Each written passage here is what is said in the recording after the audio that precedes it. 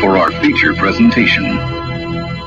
He'll be fine on the mountain.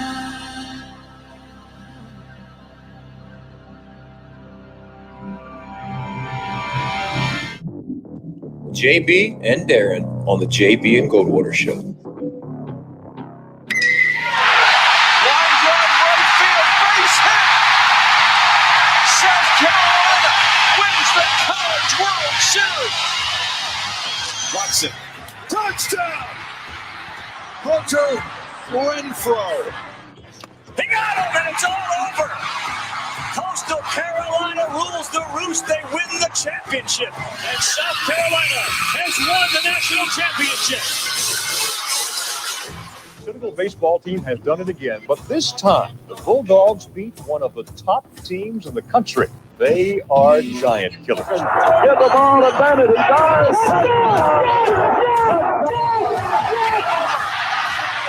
Gamecocks are in the Final Four.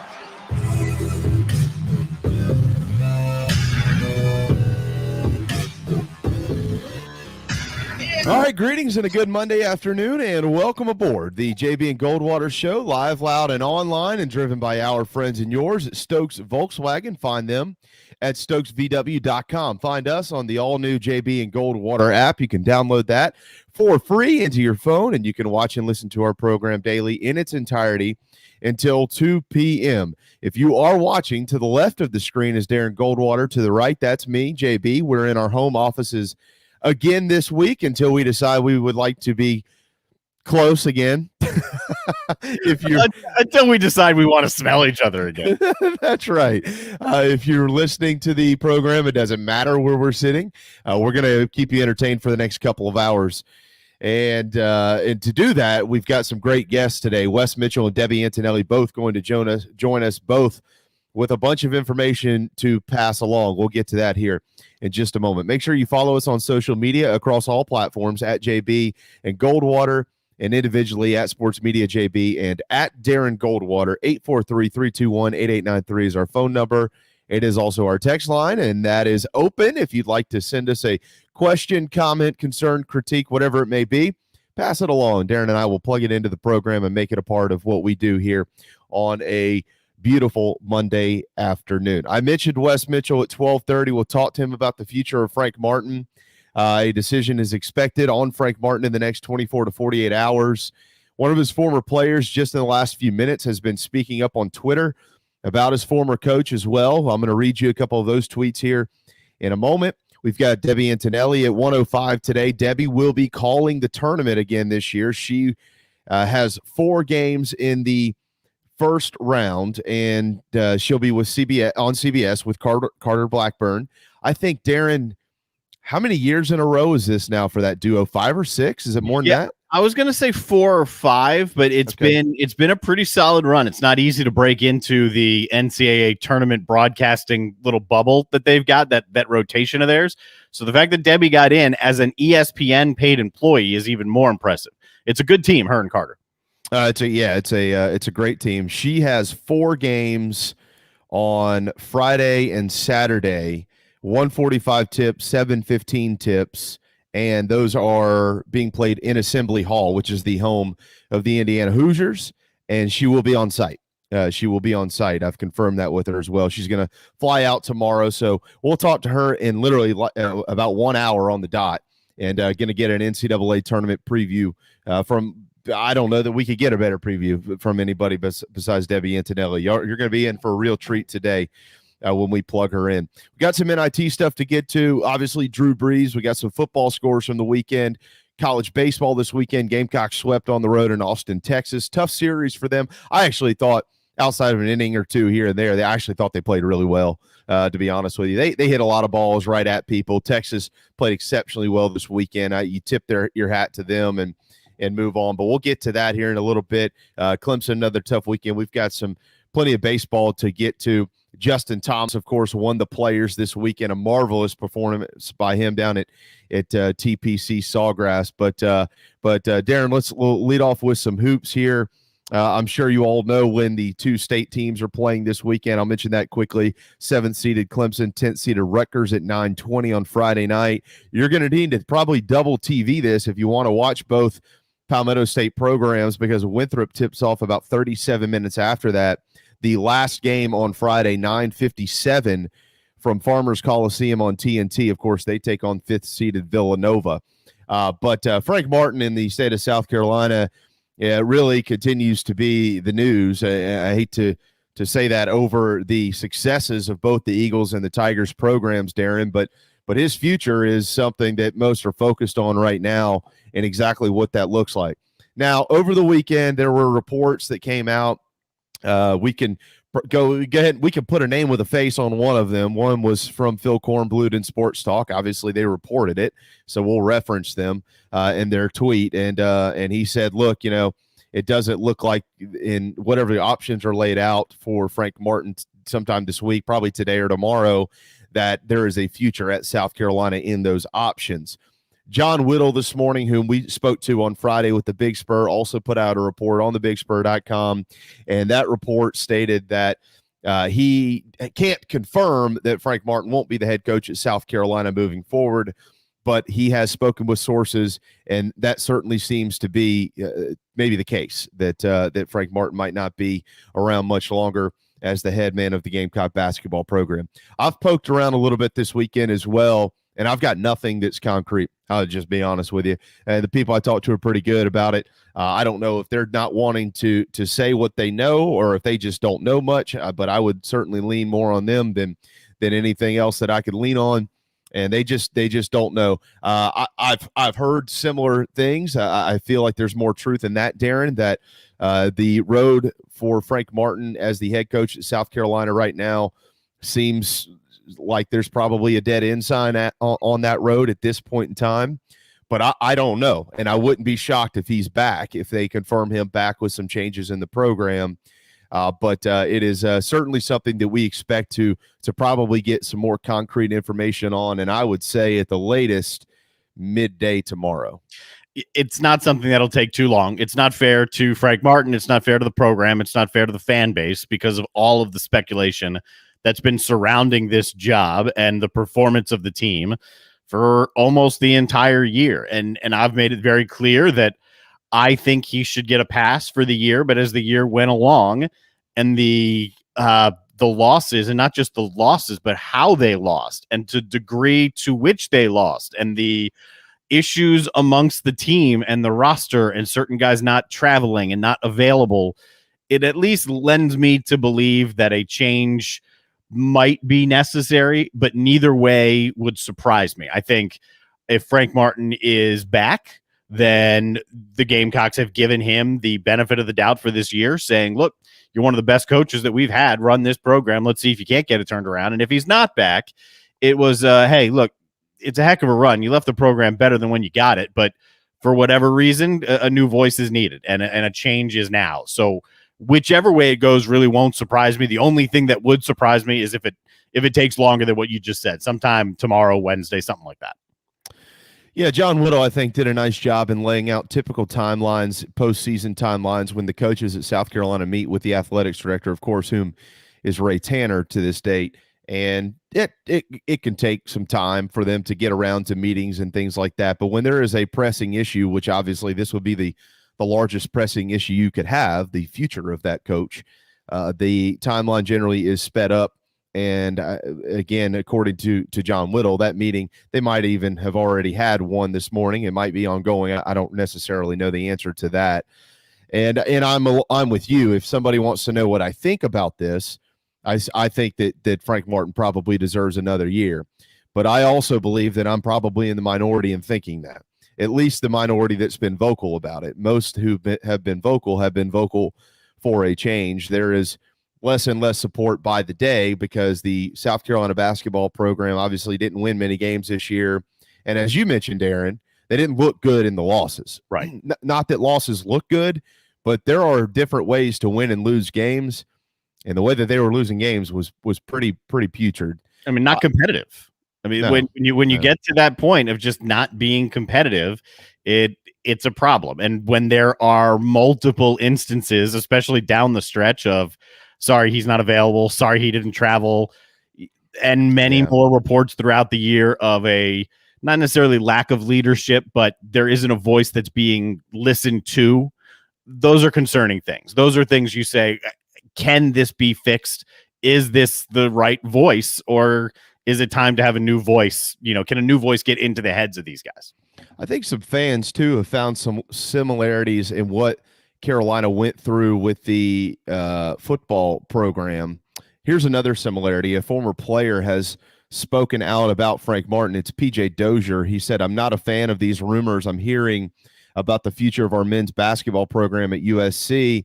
I'm eager to see where the loyalty lies. We all know how loyal Coach Frank is, and he will never say it, but let us not forget how he stuck with the vision and turned the program around when he could have went elsewhere," which that is true.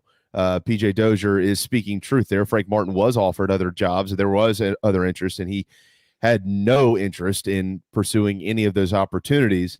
There is not a similarity of that with Will Muschamp. He didn't necessarily have other opportunities to leave and go coach, be the head coach in another football program. The similarities I'm talking about, Darren, what we've discovered since a change was made in the Carolina football program, and again, I have to separate how I personally feel and how I professionally feel about the job that Will Muschamp did at South Carolina, because I personally really like Will Muschamp. Right. He has always been super to me personally, and I wish him and his family nothing but the best in the future, and really thank him for his time in this state as the football coach of the Gamecocks.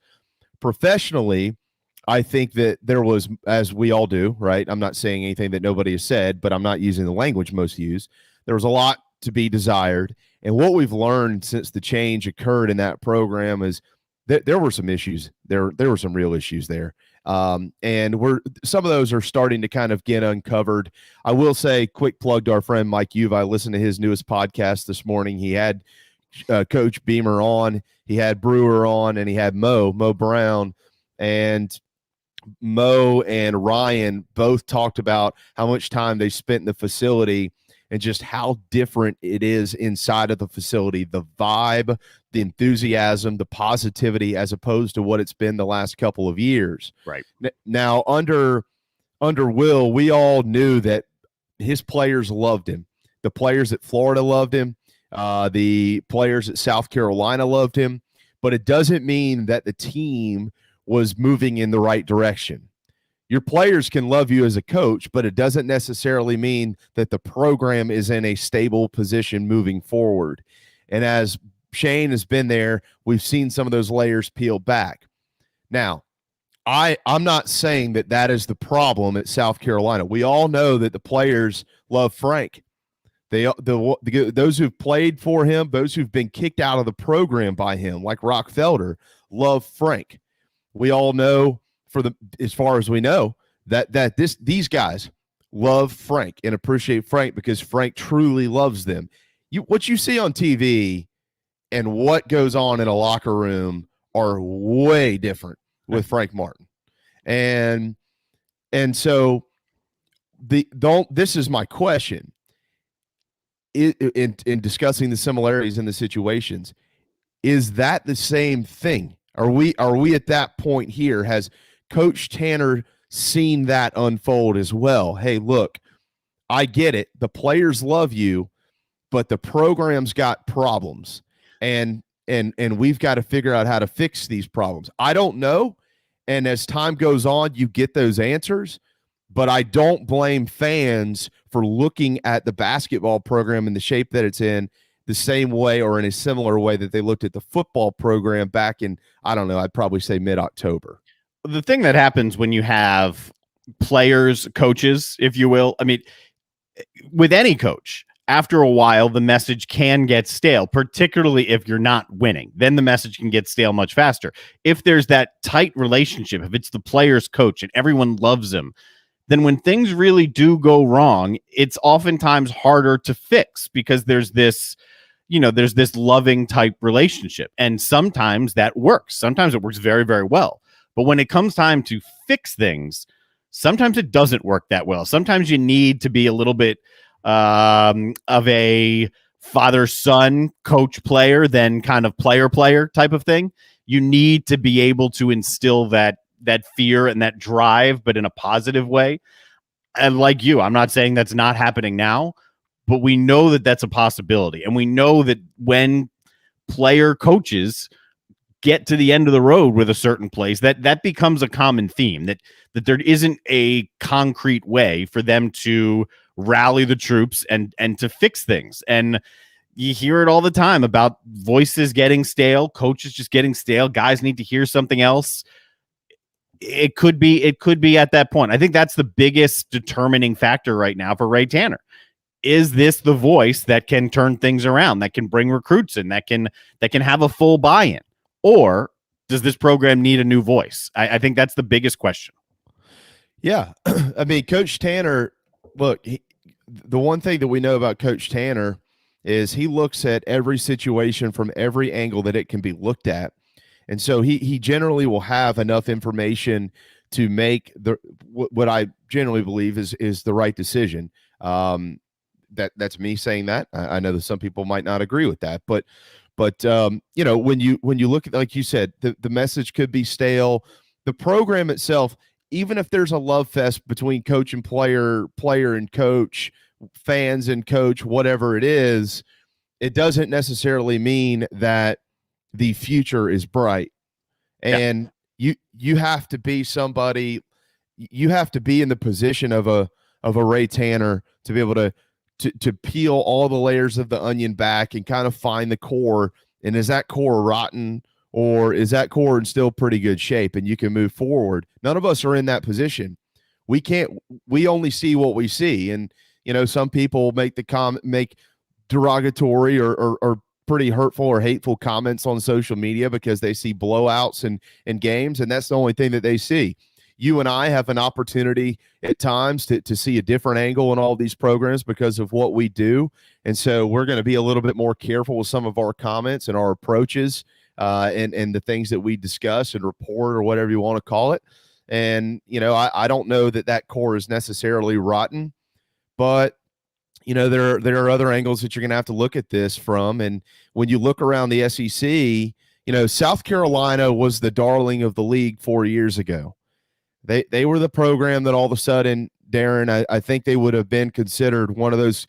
This was like right around the time when the Southeastern Conference really made that commitment to hoops, because they were tired of seeing the teams like the year before, like South Carolina the year before, and the Gamecocks weren't the only one in this league who would post 20 plus wins and not find an at-large berth into the NCAA tournament because they weren't scheduling well, and there was a bunch of things going on. So the SEC made this commitment to the league. You remember this? I think it was 4 or 5 years ago, and they went out and hired, I forget the gentleman's name, but I want to say he came from the Big East to oversee scheduling. You remember that? Yes. I can't remember his name. It wasn't Odom, right? Odom came in, I think, to the Southern Conference, but there was another big name. Various leagues did this and brought in a guy to oversee basketball, to improve scheduling, to improve the overall league. I don't remember exactly who it was with the SEC. I'll see if I can't find it. I can't remember his name, but he basically came in and was like almost like a coach to the coaches and how to schedule. Yes. And a lot of these coaches already knew how to schedule anyways, but they just weren't. Anyways, it doesn't matter. The league had committed themselves to finding this new brand in hoops. And then all of a sudden the next year, South Carolina makes this darling run to the Final Four. And they became really the first in this stretch that we're in now. They became the first, quote, football school in this league, or non-basketball school, however way you'd like to term that, to have real success on a national stage. And Frank Martin became like the darling of the country. Oh my gosh, Frank Martin this and Frank Martin that, and Sindarius Thornwell and PJ Dozier, and how do you not love these guys? This is incredible. And then, you know, they fell off a little bit because they lost that core group, and everybody kind of knew that would happen. But over the next couple of years, they'd rebuild, and then, of course, came crashing in this year. My point in saying all of that is what has happened since that run right there. And look at all the, quote, football schools in the league that are playing really well in basketball. I know that LSU does have a basketball tradition, but they weren't really that good. Even though I can't stand the look of Will Wade on the sideline, they're good. Look at Auburn.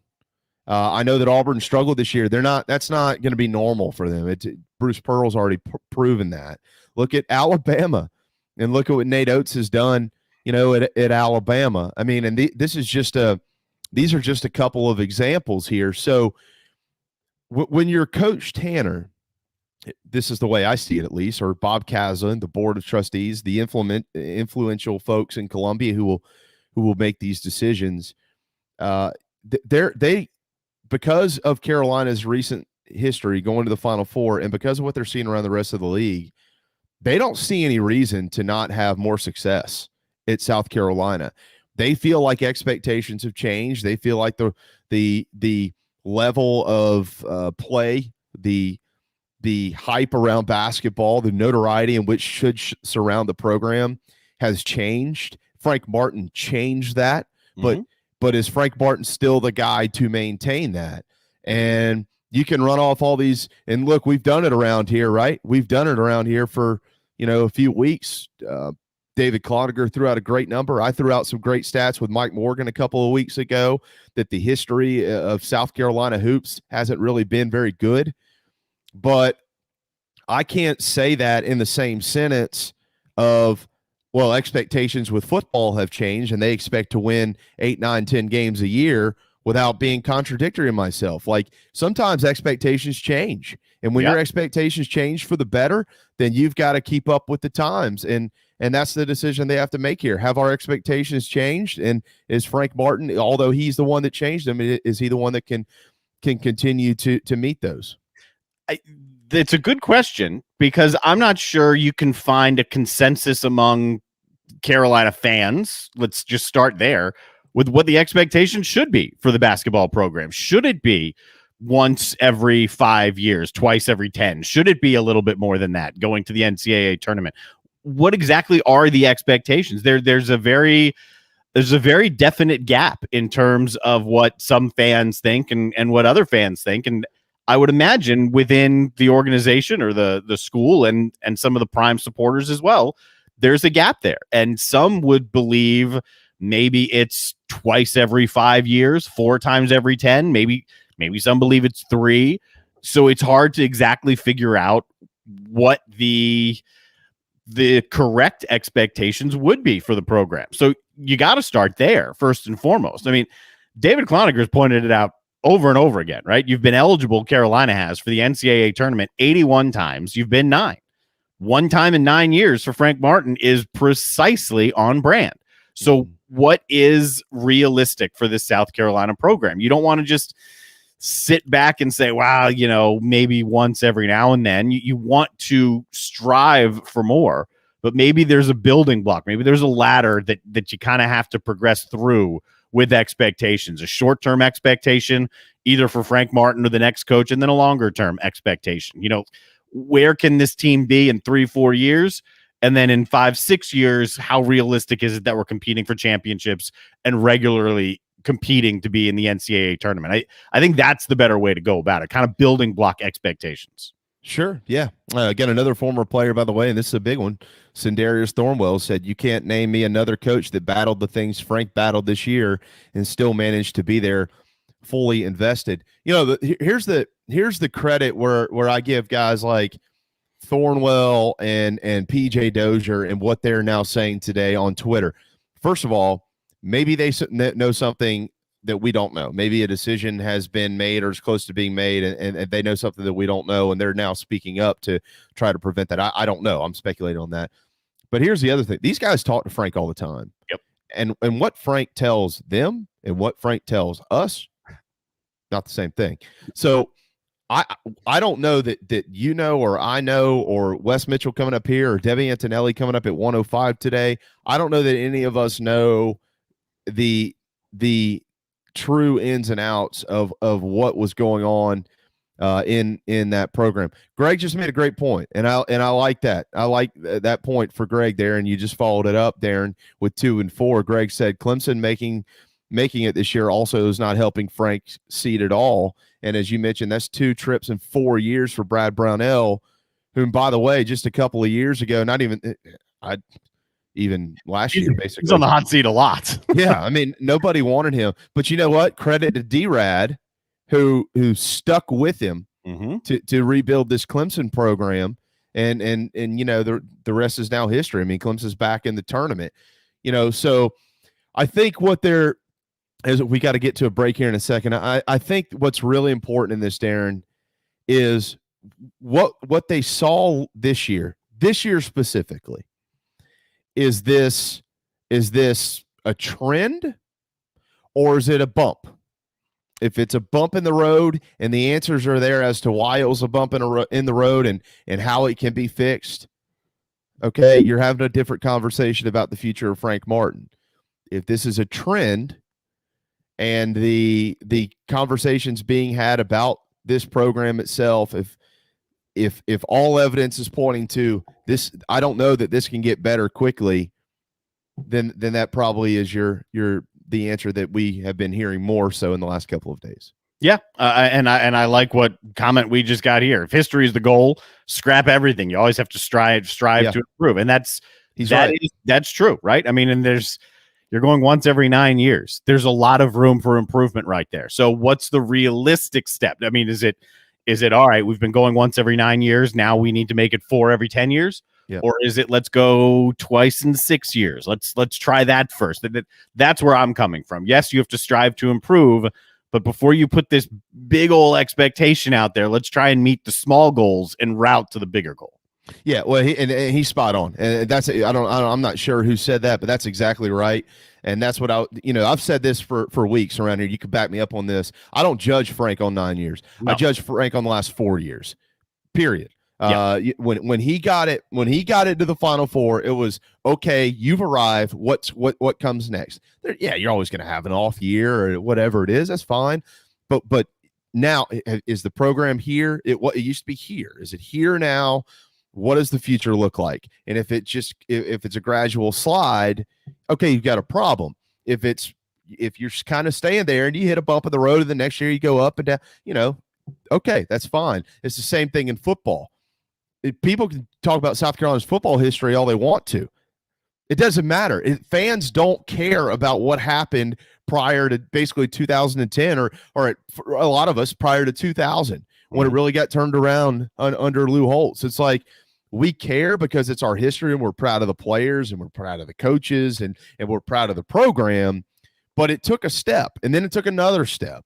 And the point is to keep taking steps. If you're going to go back and say, well, we didn't go to a bowl game from 1940 to 1960, nobody gives a crap about that. Nobody cares. So where have you been? Where have you been most recently, and what's happened since then? Yep. And that's what sets new standards. And I agree with that comment. I think it's a great comment.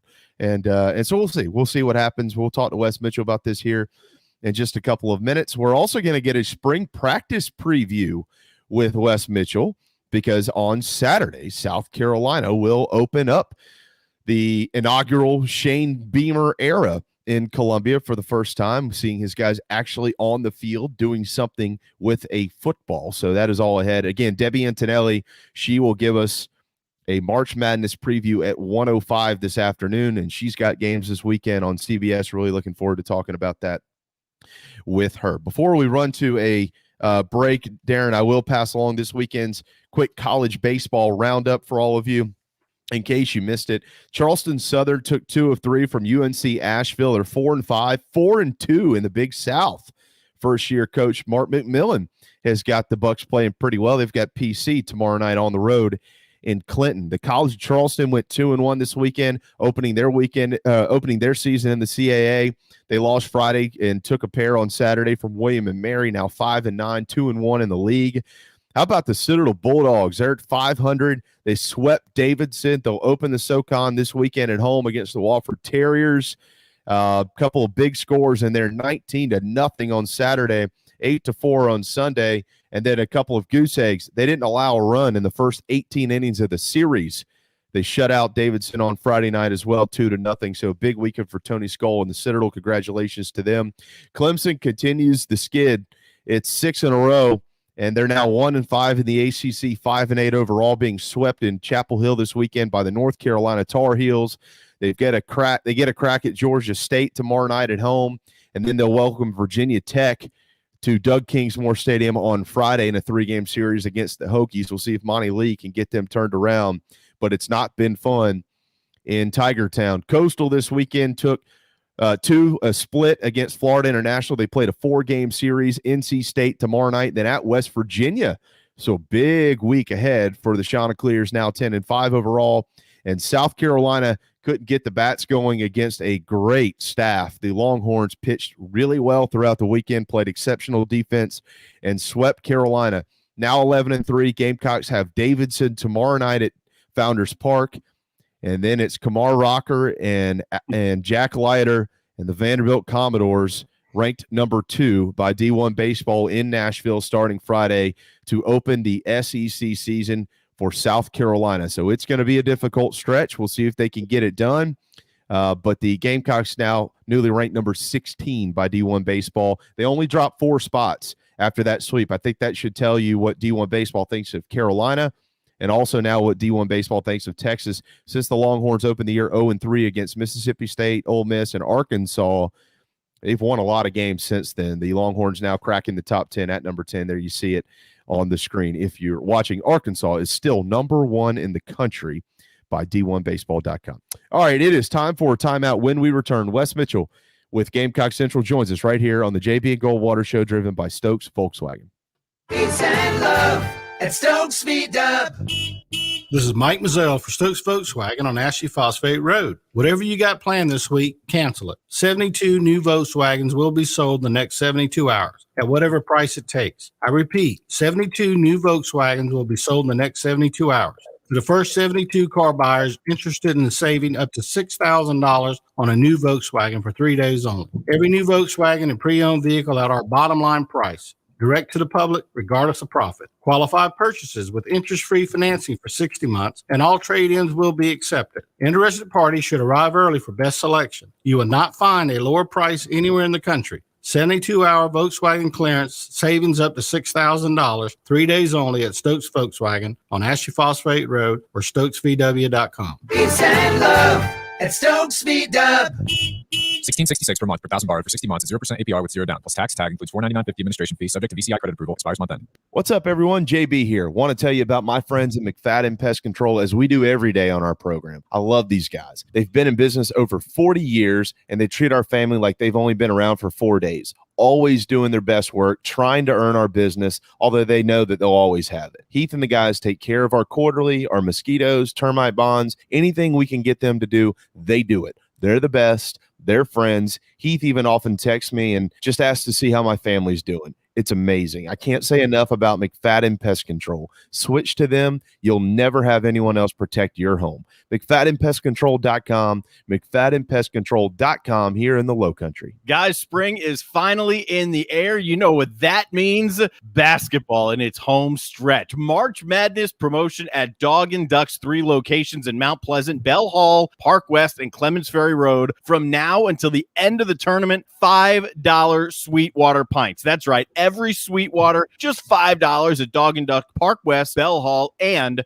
their Clements Ferry location. Plus, baseball spring training, college baseball, spring football, it's all available at Dog and Duck's 3 locations in Mount Pleasant.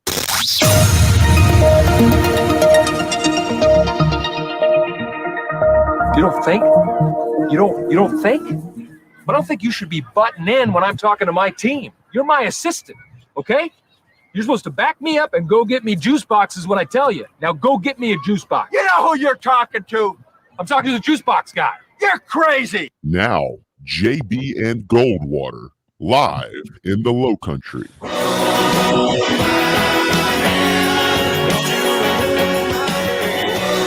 Welcome back to JB and the Juice Box Guy. I mean Goldwater. Live, loud, and online, driven by our friends and yours at Stokes Volkswagen, StokesVW.com. All right, if you're watching top left of the screen, that is Wes Mitchell with Gamecock Central. We're going to get a spring practice preview from him here in just a few moments. We'll talk about Frank Martin and much more. But first, Wes, good afternoon. How you doing, bud? I'm good. How's it going, guys? Oh, just another week of coaching talk. Chasing down rumors, it's always interesting with Carolina. Does it ever end? I mean, Wes, look, Wes, think about this. Go back to last August. All right. We just spent a whole summer talking about how are we going to get football underway, and then they figure out how to do it, and then it's okay, well, how many cancellations are there going to be, and what do we do about positive tests, and yada, yada, yada.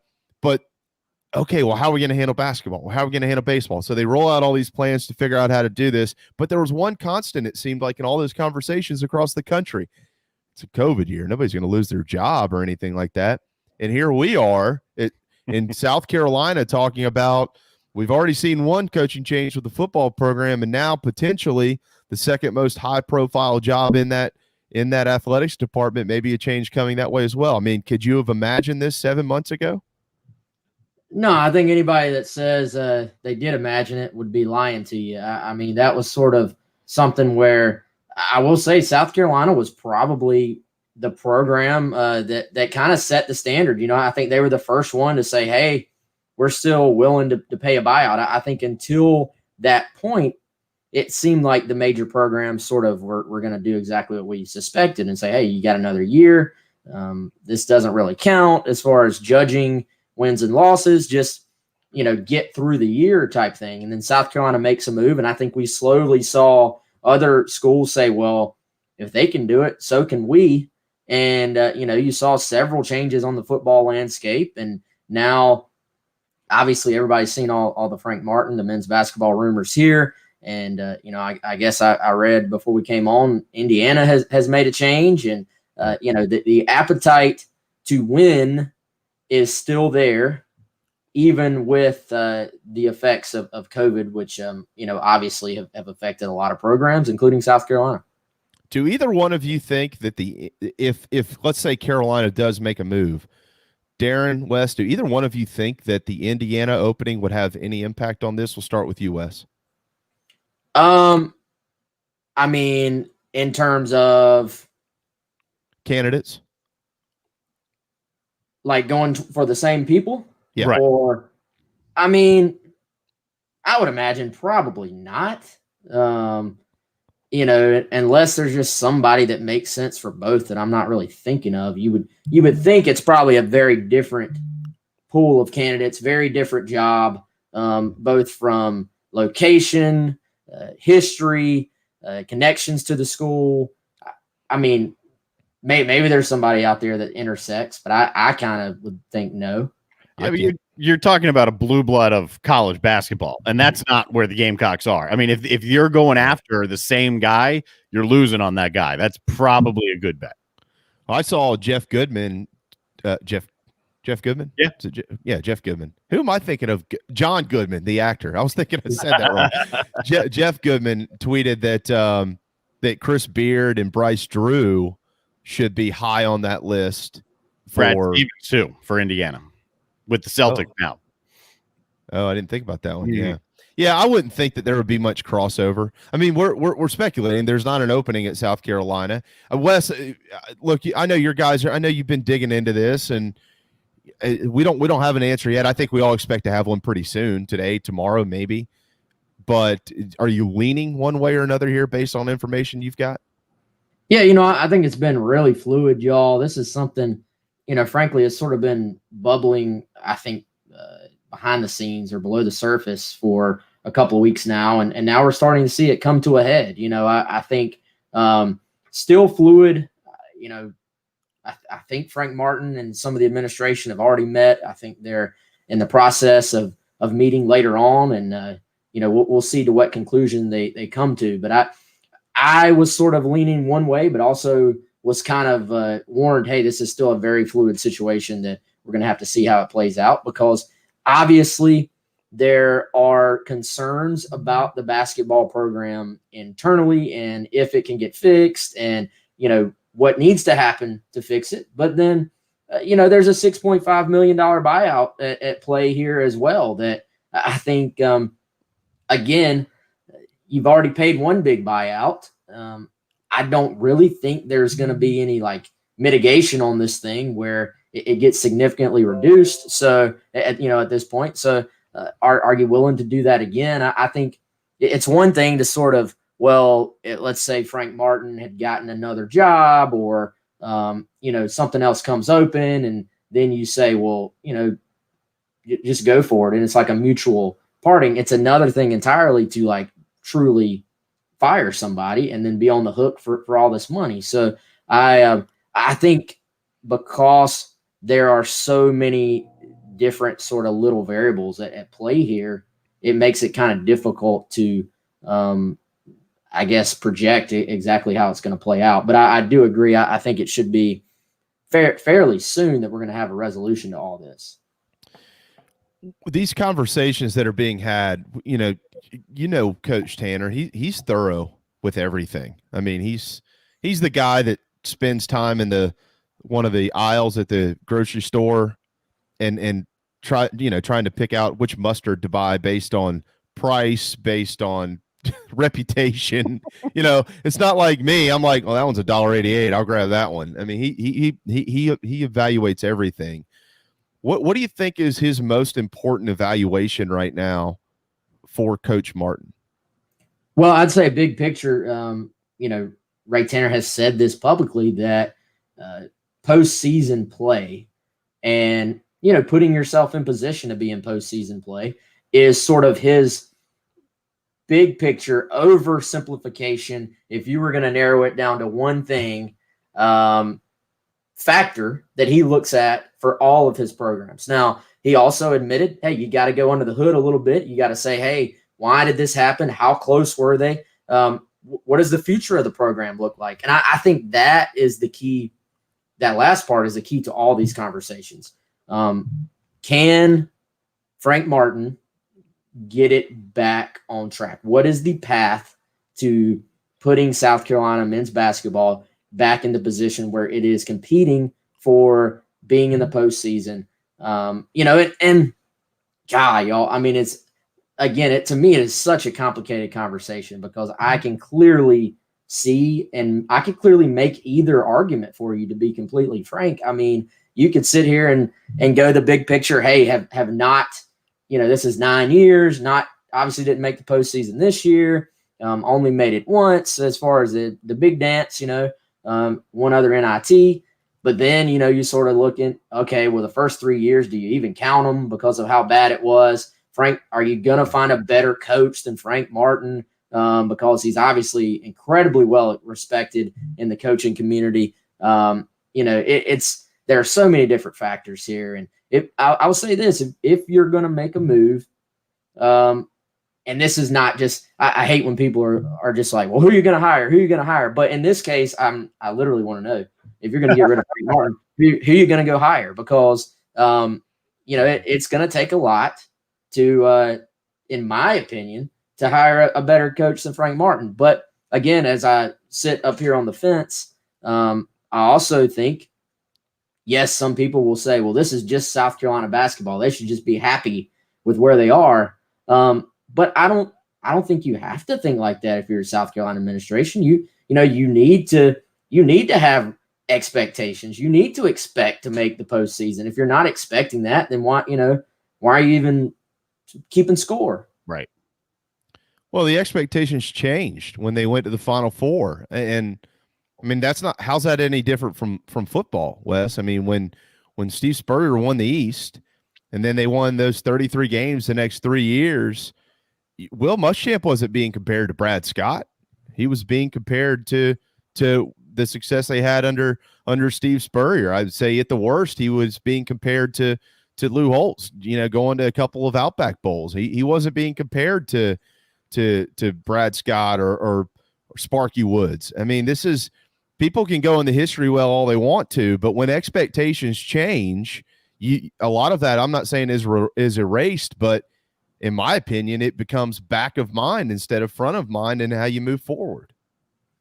Well, and I think nobody expected this to even be a conversation. After South Carolina went to the Final Four, if you'd have sort of fast forwarded 3 or 4 years, I wouldn't have been thinking you'd be having this conversation, because you would think that, yes, there was going to be a step back the year following. But you also would think that the recruiting would improve, that the sort of perception of the program would improve to the point that you keep building off of that Final Four. And that doesn't mean that you expect to even make another Final Four, but you would have expected, to make the NCAA tournament, I feel like, in that mix. And you can go through and you can break it down every single year. Why did it not happen this year? Why did it not happen that year, et cetera, et cetera. But when you sort of zoom back out, big picture, I think most people would have expected for South Carolina to have been able to bring in some maybe a little bit more elite talent to build off of that and sort of go from there. And then, but there's also, guys, there's a deeper conversation here that to me says, why does South Carolina consistently struggle, other than, exceptions here and there, consistently struggle to get the top players in the state of South Carolina to stay in the state and play at the University of South Carolina? And is that a Frank Martin issue, or is that a South Carolina issue? And how do you fix it? Whoever is coaching the basketball program, whether it's Frank Martin or somebody else, in the next couple of years, has got to solve that, because there is talent in this state. And I'm not even talking about the Zions of the world. Right. If you lose guys to Duke or North Carolina, then, so be it. It is what it is. I'm more talking about when you lose guys to Vanderbilt, lose guys to Tennessee, lose guys to Alabama, lose guys to Ole Miss. But the key for South Carolina basketball is to find a way to fend off the other SEC programs from coming into this state and getting your dudes. Because if all those dudes were playing for South Carolina, we'd be sitting here talking about, well, South Carolina should be a 5 seed instead of a 6 seed in the tournament this weekend. I think you're right on. You actually took my next question. I mean, that was because you mentioned that Coach Tanner said, and I think that was with Jay on 107.5 The Game, if I remember correctly. He said you got to open the hood and look underneath it and figure it out. And I think you're spot on with that. I think that's the biggest. If I have any gripe, it's not necessarily the record. It's why are I think I know the story about the Schuler kid going to Ole Miss. Okay, I get it. But there's, I mean, I had 2 guys on my old program when I used to work at the 4-letter network in Charleston who went to the state of Tennessee to play basketball, Josiah James and Aaron Neesmith. And I don't know that I think Carolina was, quote, a finalist, but I don't know that they were ever really a finalist. You mentioned Zion, forget it. What happened with Ja Morant? What happened with the kid at Alabama? What happened with Murphy Holloway? What happened with these kids? I think that's the biggest question. Who has those answers, Wes? I've never heard an answer good enough, at least for me. And you ask, is it a coach problem or is it a state problem? I think it's a mixture of both. I don't think that the AAU coaches in this state give a damn about South Carolina basketball. And I don't know, I don't mean this in a bad way, but I don't know that Frank Martin is the type of guy who's going to go and try to change their minds. He's more the type of guy of like, well, if you don't care about me, I don't care about you. That's fine. Yeah, and I think, I'll throw another one out there. DJ Burns from up the road in Rock Hill went to Tennessee, didn't work out there, but he's now at Winthrop, different level, but they're playing in the tournament, and he's looked outstanding. So, I mean, there is talent in this state, and you're never I'm not even saying it from like this unrealistic point of you got to sign every guy from the state that's a top recruit. No, you don't have to, but you need to sign. You have to sign more of them than they've been able to get, I think. Now, you sort of get into, again, it's easy for us to sit here and say, well, you have to do that. Well, obviously, but then the question is, how do you do it?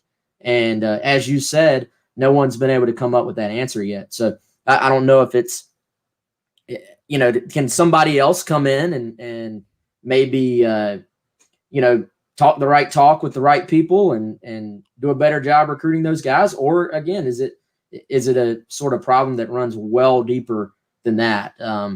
That to me, if I'm a coach looking at this job, I'm both a little bit worried about it because the fan support at times has not really been what the program deserved at times. But then the other side of it is you're sitting here saying, wow, there has been a consistent stream of very talented players coming out of the Palmetto State.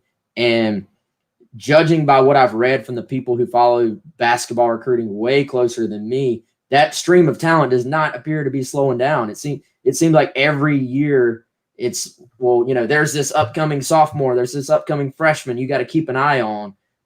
So it's steady, it's consistent. Wes Mitchell, Gamecock Central. We'll follow along. Hopefully over the next day or two, we should have something coming from Carolina basketball as to what the future looks like for Frank Martin. We know what the future looks like for football, Wes. They're going to start on Saturday, spring practice for Shane Beamer, his first as the head coach of the Gamecocks.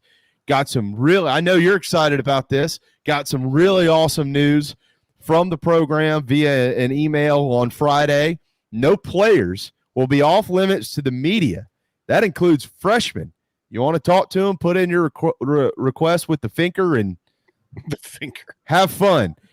So they're ready to go. Do you have a couple of storylines that you're following this week or as we get into spring practice Saturday and moving forward that you'll be following along with in the first year of Shane Beamer?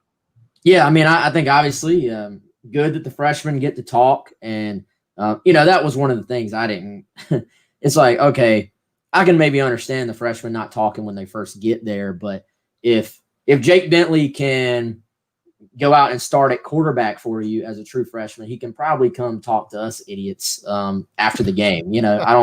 I didn't quite get that one, but it's over and done. And yeah, I'm excited. We're going to actually get out there and see a little bit of practice during spring. That's cool. I'm excited for that. My biggest storyline continues to be, what does this offense look like from a scheme standpoint?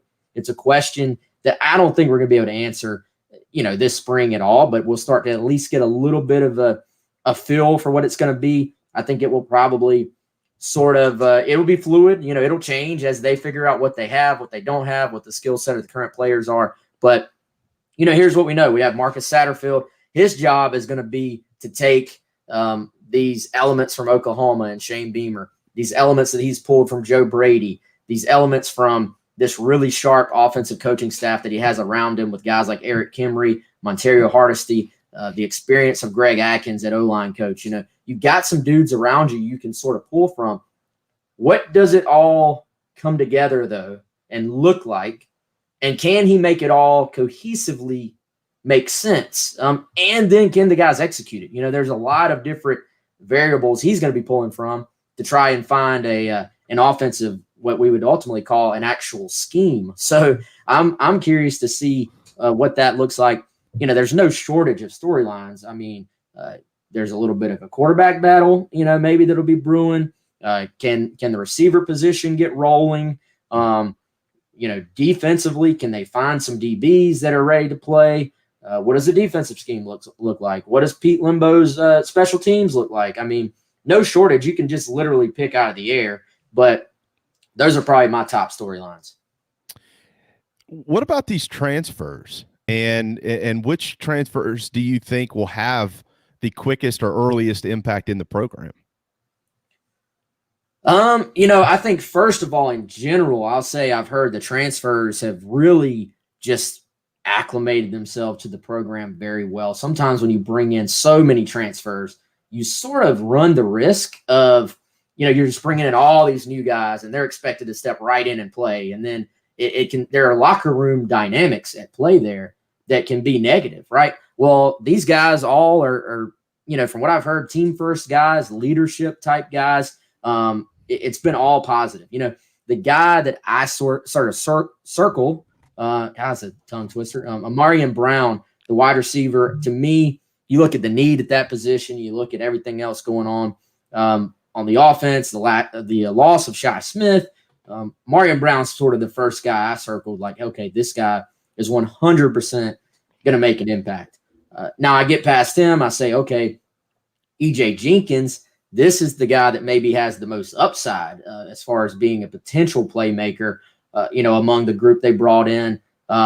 you can go down the list. Anybody on the defensive side, I think is going to have a chance to play. And then, as I said, I mentioned quarterback. I think Luke Doty probably comes in as, you give him a slight edge because he was a starter late last year. But the reason you bring in a Jason Brown is to push that position, is to see, if there's going to be a true competition there, and that'll be fun to watch.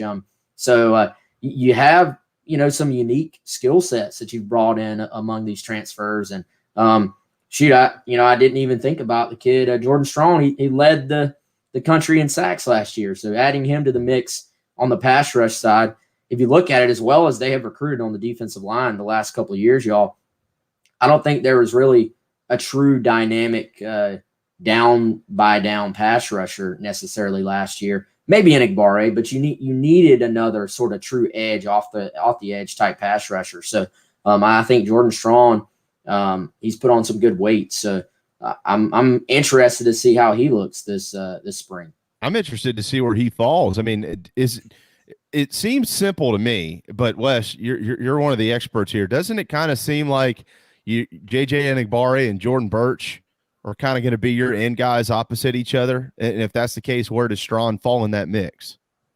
Yeah, I mean, you would think, but I think it's a competition. It's really hard to say until we actually see, what they do and what they look like. I think if you were going to handicap it, put a percentage on it, you'd maybe give those guys the edge. But depending on how Strong can sort of adjust and, adjust to SEC ball, add some strength this offseason, which he's already done quite a bit of, I think that'll be a fun competition. And you always need depth at those spots. And, sometimes it's nice to be able to say, well, this is what we're rolling out there in this down and distance. And then we're going to put something completely different out there in this down and distance and try and get all those guys on the field at one time, and say, go get the quarterback. Is this the latest they've ever started spring practice in Columbia? I feel like it's always been a month earlier than this. It feels like it, but I think this is good. I think they needed one thing somebody pretty tied in with the program over the years told me was, hey, this group needed a while to just get in the weight room and just physically develop, without having we got to stop doing this and go practice, without having a true, normal strength and conditioning process last year with COVID. There are some young players on this roster, not even the guys we all talk about, like the Jordan Birches that are, freak athletes. There are some young players, like a Vershawn Lee, a young offensive lineman that very few Gamecock fans are just going to pull that name out of their hat. Very talented kid. When he came in, the deal was, hey, he just needs to get a little bigger, get a little stronger. The guys like that can develop and can be big parts of this program moving forward. They just needed a true opportunity to take a step back and focus in the weight room. And so I think a little bit of extended time focusing on that, focusing on some team building aspects, focusing on some culture building aspects, and let's be honest, letting all the coaches get on the same page as well as they install new schemes, offense, defense, and special teams. All those things were important.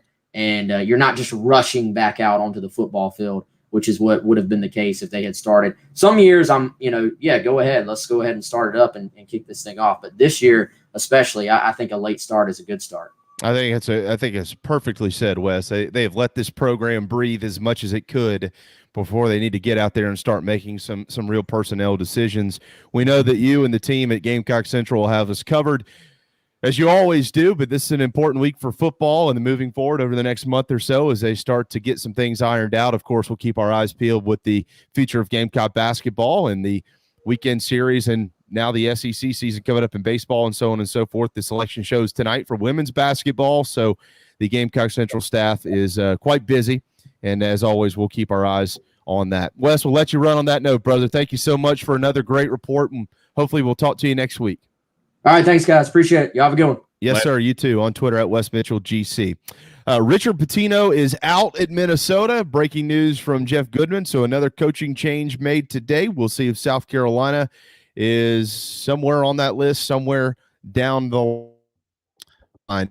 Preview. You got something? Well, Ed Conroy is on that staff. He's the associate head coach. So that opens up Ed Conroy as well into a conversation of where does he land. Former Citadel coach. Perfect. Yeah, well said. The tournament preview that we can share with you is up next. Debbie Antonelli, she will be calling games once again this year on CBS. She's one of the brightest basketball minds that you can possibly find in America, and she's been kind enough to lend us some of her time. So we'll hit a quick timeout, the national anthem, and then Debbie Antonelli right here on the JB and Goldwater Show, driven by Stokes Volkswagen. What's up, everyone? JB here. Want to tell you about my friends at McFadden Pest Control, as we do every day on our program. I love these guys. They've been in business over 40 years, and they treat our family like they've only been around for 4 days. Always doing their best work, trying to earn our business, although they know that they'll always have it. Heath and the guys take care of our quarterly, our mosquitoes, termite bonds, anything we can get them to do, they do it. They're the best. They're friends. Heath even often texts me and just asks to see how my family's doing. It's amazing. I can't say enough about McFadden Pest Control. Switch to them. You'll never have anyone else protect your home. McFaddenPestControl.com, McFaddenPestControl.com here in the Low Country. At Patriots Point Naval and Maritime Museum, families walk in the footsteps of our nation's heroes, the brave ones who risked their lives to defend our way of life. Home to the aircraft carrier USS Yorktown, USS Laffey, and the USS Clamagore, there's more than 1 million square feet of exhibit space to roam. White Glove certified, we have several new health safety measures in place to enhance the visitor experience. Come for the day and leave feeling inspired. One of the most impressive museums in the country, located right here in Mount Pleasant. Visit patriotspoint.org for more. We'll see you soon. Bourbon and whiskey drinkers of Charleston. Paddock and Whiskey on James Island and the Terrace Shopping Center on Maybank is your home for the finest and rarest bourbon and whiskey drinks in the Low Country. This is where I hang out. Go meet my friends Reed and Chris and try one of their exclusive barrel pick bourbons. They have the largest private barrel collection in the state, and let their knowledgeable staff recommend your next pour. PaddockandWhiskey.com. Let not your heart be troubled. Paddock and Whiskey is here for your next double. We're all friends around here. Paddock and Whiskey, proud partners of the JB and Goldwater Show.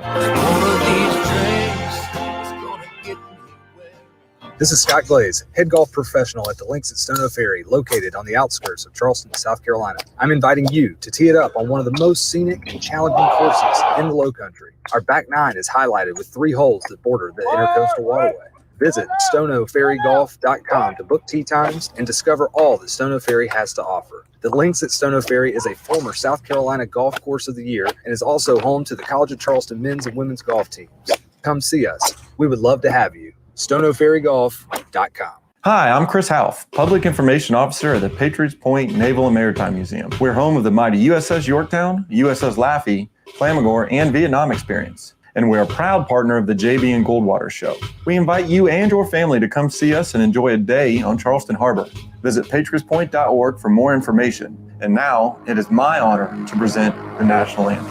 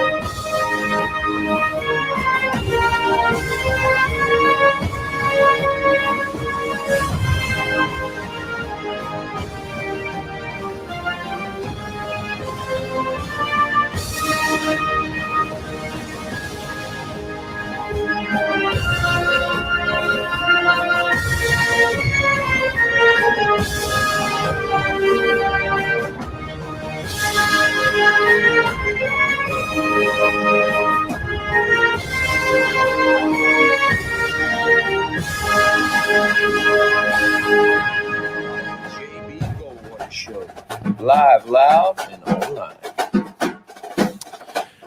All right, final hour of the work. Or no, not the work week.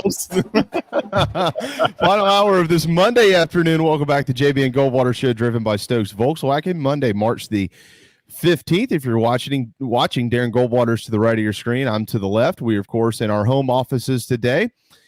But if you're listening, that doesn't matter to you. Across all social media platforms at JB and Goldwater, individually at Sports Media JB and at Darren Goldwater. You can text us if you'd like at 843-321-8893. You can also join any chat room available that you are watching or listening to our program on and send us a message, and we'll try to answer that right here on the air. Now, we are being joined by one of the greatest basketball folks in the world, and she's going to be on the call this week for some of the first round games with March Madness on the men's side of this. We're going to talk to Debbie about that. We're going to talk to her about the ladies.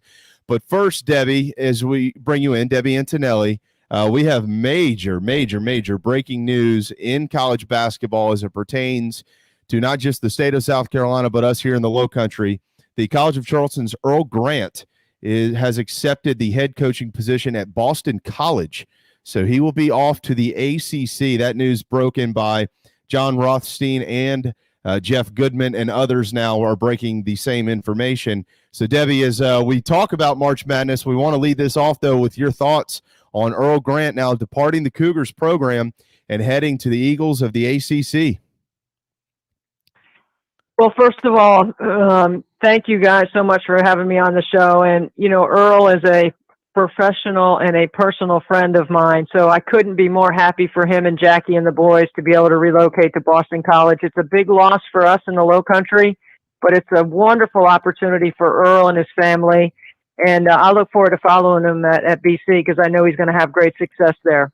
Yeah, is it an interesting decision to you? Because obviously Earl is from here. He's a Southern guy. He knows basketball well down here. I don't know of any real ties to the Northeast, but does that matter when you're hiring coaches now, ties to the program or the area? I don't think it matters as much because it's such a national, recruiting game, and plus with the way the transfer portal is, and if you would call it free agency, which is what I call it. There's lots of opportunity to find players and build your team very quickly. So I have 100% confidence in Earl, and I know he's going to do a great job, and I'm going to really miss not seeing him at College of Charleston. But I know Matt Roberts, the athletic director at CFC, will get somebody really good and will continue to allow us to enjoy outstanding basketball here in the Low Country. Well, and it's probably worth mentioning as well, Debbie, that the Cougars' best player formerly, now Zep Jasper, he's in the portal. Maybe he ends up at Boston College. You never know, guys. I mean, it's hard to predict. It's such a crazy year, right? I mean, we're so thankful that we've been able to get to this point and play college basketball into the NCAA tournament. And, with the way the transfer portal is, and with the NCAA allowing everyone to have their year back should they choose it, the one aspect of it, the way I look at it, because I'm paying tuition for college for all of my guys, it could be $100,000 roll of the dice. There's no guarantee there's scholarship money somewhere that you go. You're going to have to really dig to find it. And there's going to be a lot of roster change and a lot of movement coming up. So hopefully, I know Earl will do a good job, and I know Matt Roberts will get somebody really solid. All right, Debbie, let's get into the tournament stuff with you. You've got at least right now 4 games on the schedule starting Friday at 1:45 our time Eastern on TNT from Assembly Hall, Texas Tech and Utah State in a 6-11 matchup. And then that evening at 7:15, second-seeded Houston and 15th-seeded Cleveland State on True TV and from Assembly Hall. And then on Saturday, they're going to keep you busy. Debbie, you got to call some more games. 8 and 9 matchup, LSU and St. Bonaventure, TNT at 1:45. And then that evening, 4:13 Ohio and the Virginia Cavaliers. That one is on True TV at 7:15 from Assembly Hall. When you got that assignment for those 4 games, and I know you've already been watching film, we're probably interrupting that time of yours right now. But as you've been doing your research on these programs, what type of games do you see that you'll be calling coming up this weekend? Well, first of all, guys, I'm so excited. This would be my 5th year for CBS, counting last year. So it is a thrill to get to be a part of this event and this tournament with the team that I get to work with at CBS with Carter Blackburn, who's my partner. It couldn't be any better. And the teams, it's just amazing. What we've had in the past is 4 games on day 1, nothing on the next day, and then 2 games. And then, they move on to the Sweet 16. This is a much different time and schedule. I will be calling games from, as you mentioned, Assembly Hall.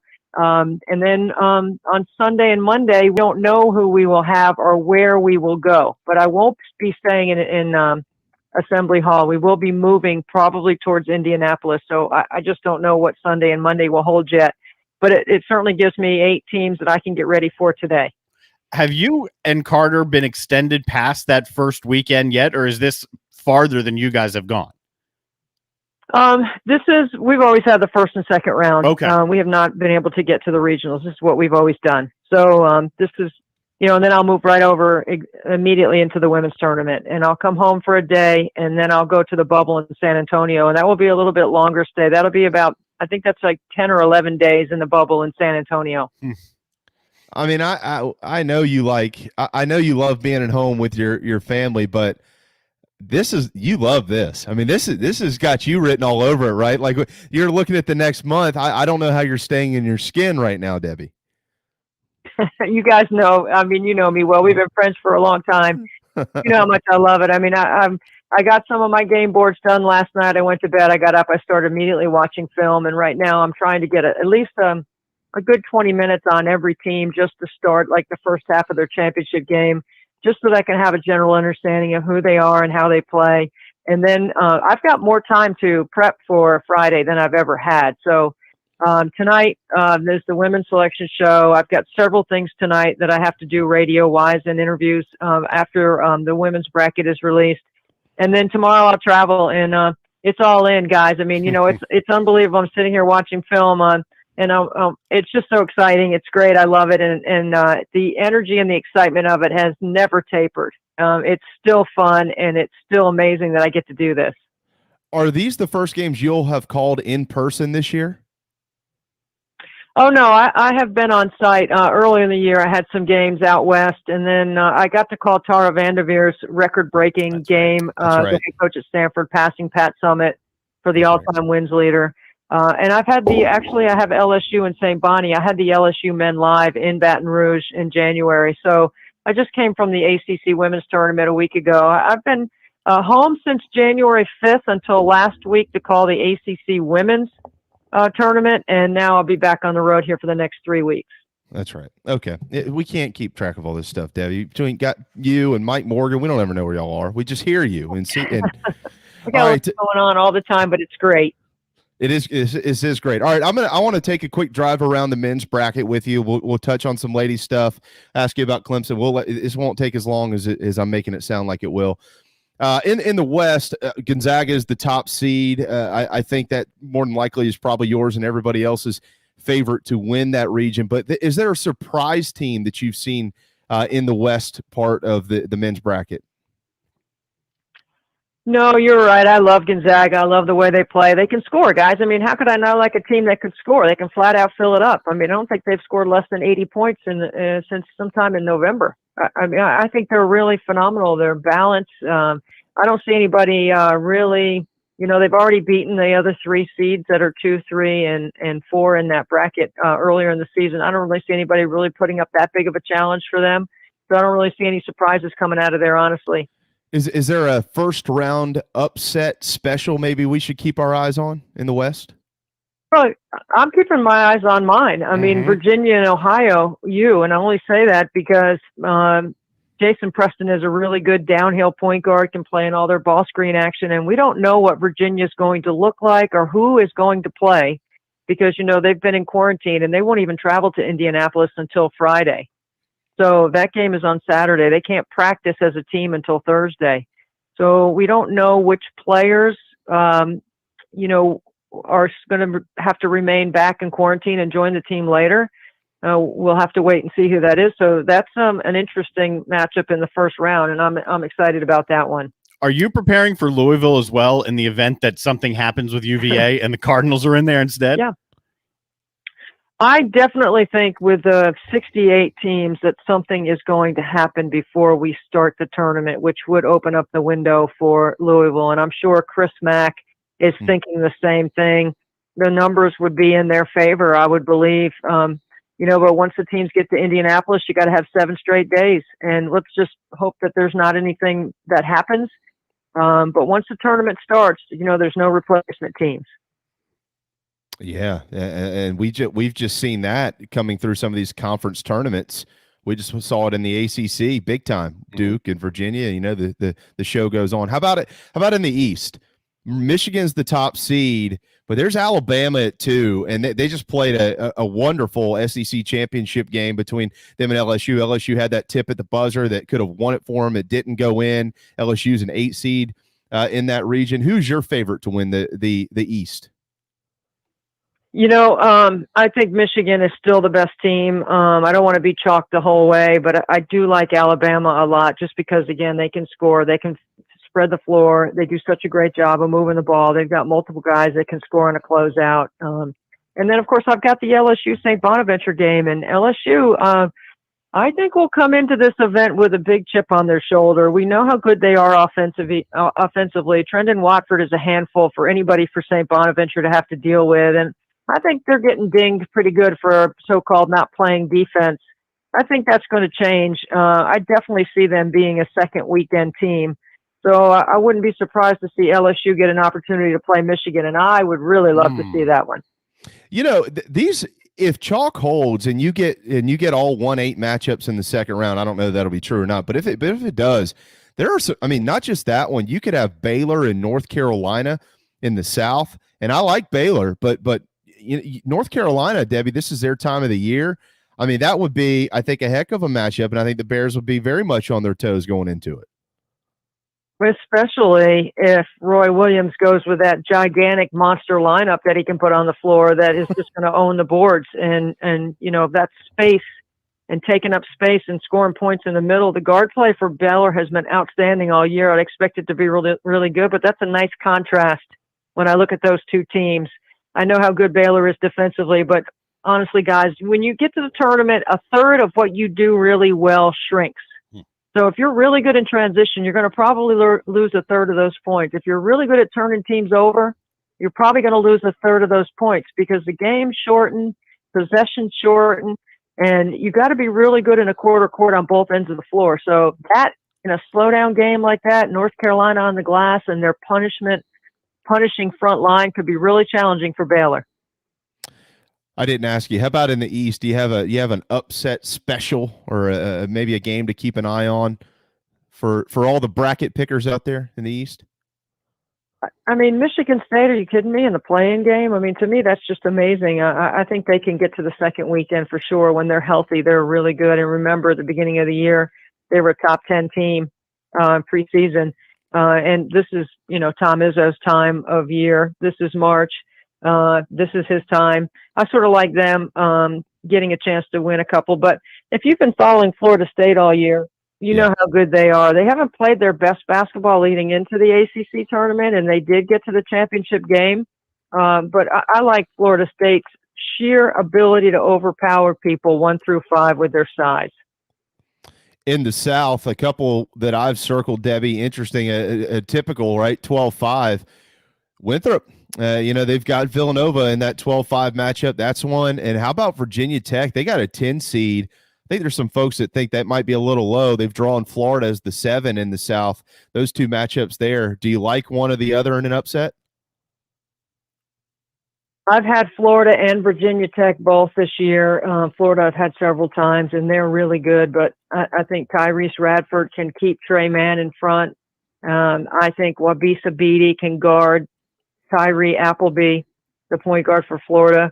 And then I think Keve Aluma has just had an incredible year. This guy came from pretty much nowhere. And look what Mike Young's been able to do. Plus, Mike Young's going to have, 3 or 4 days to get ready. If he's given that much time to prep, I like Virginia Tech there. And that's who I'm going to pick to advance in my bracket. So I really like that matchup a lot. And then Purdue. I've had Purdue 2 years in the NCAA tournament in the past 5, and they continue to impress me. They got a good young point guard and Jalen Ivey on the top of the floor, and then Zach Edey on the back row. Those two guys can really play. I think Purdue's really good. I always like them in March because I think Matt Painter does a terrific job. So I could see them. I could see Winthrop beating Villanova, even though I think Villanova's got 3 pros on the floor. Will be tough, but Winthrop's an older team and they play really fast. And Pat Kelsey continues to do a great job at Winthrop, putting his team in a position to be in the tournament at this point. But I could see Purdue coming out of that segment of the bracket. Let me ask you a selfish question here about Purdue, because Penn State just hired Micah Shrewsbury, their assistant, to be their head coach. Have you had a chance to talk with Shrewsbury, and what is the Big Ten getting in Shrewsbury going to State College? I don't know him personally, Darren. I just know from covering their teams, I've had a chance to meet him, and of course I know what his background is. He's been a terrific teacher. He's been in the NBA. He's a good game planner.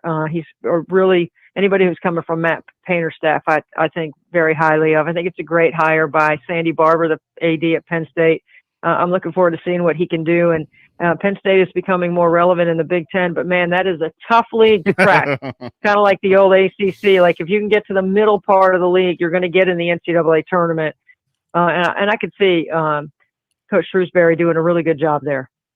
And 9 Big Ten teams are in the dance this year. In the Midwest, Illinois, of course, is the top seed. Debbie, I like some of the storylines out of the Midwest. Josh Pastner, what he's done at Georgia Tech there in that 8-9 matchup with Sister Jean. Loyola Chicago.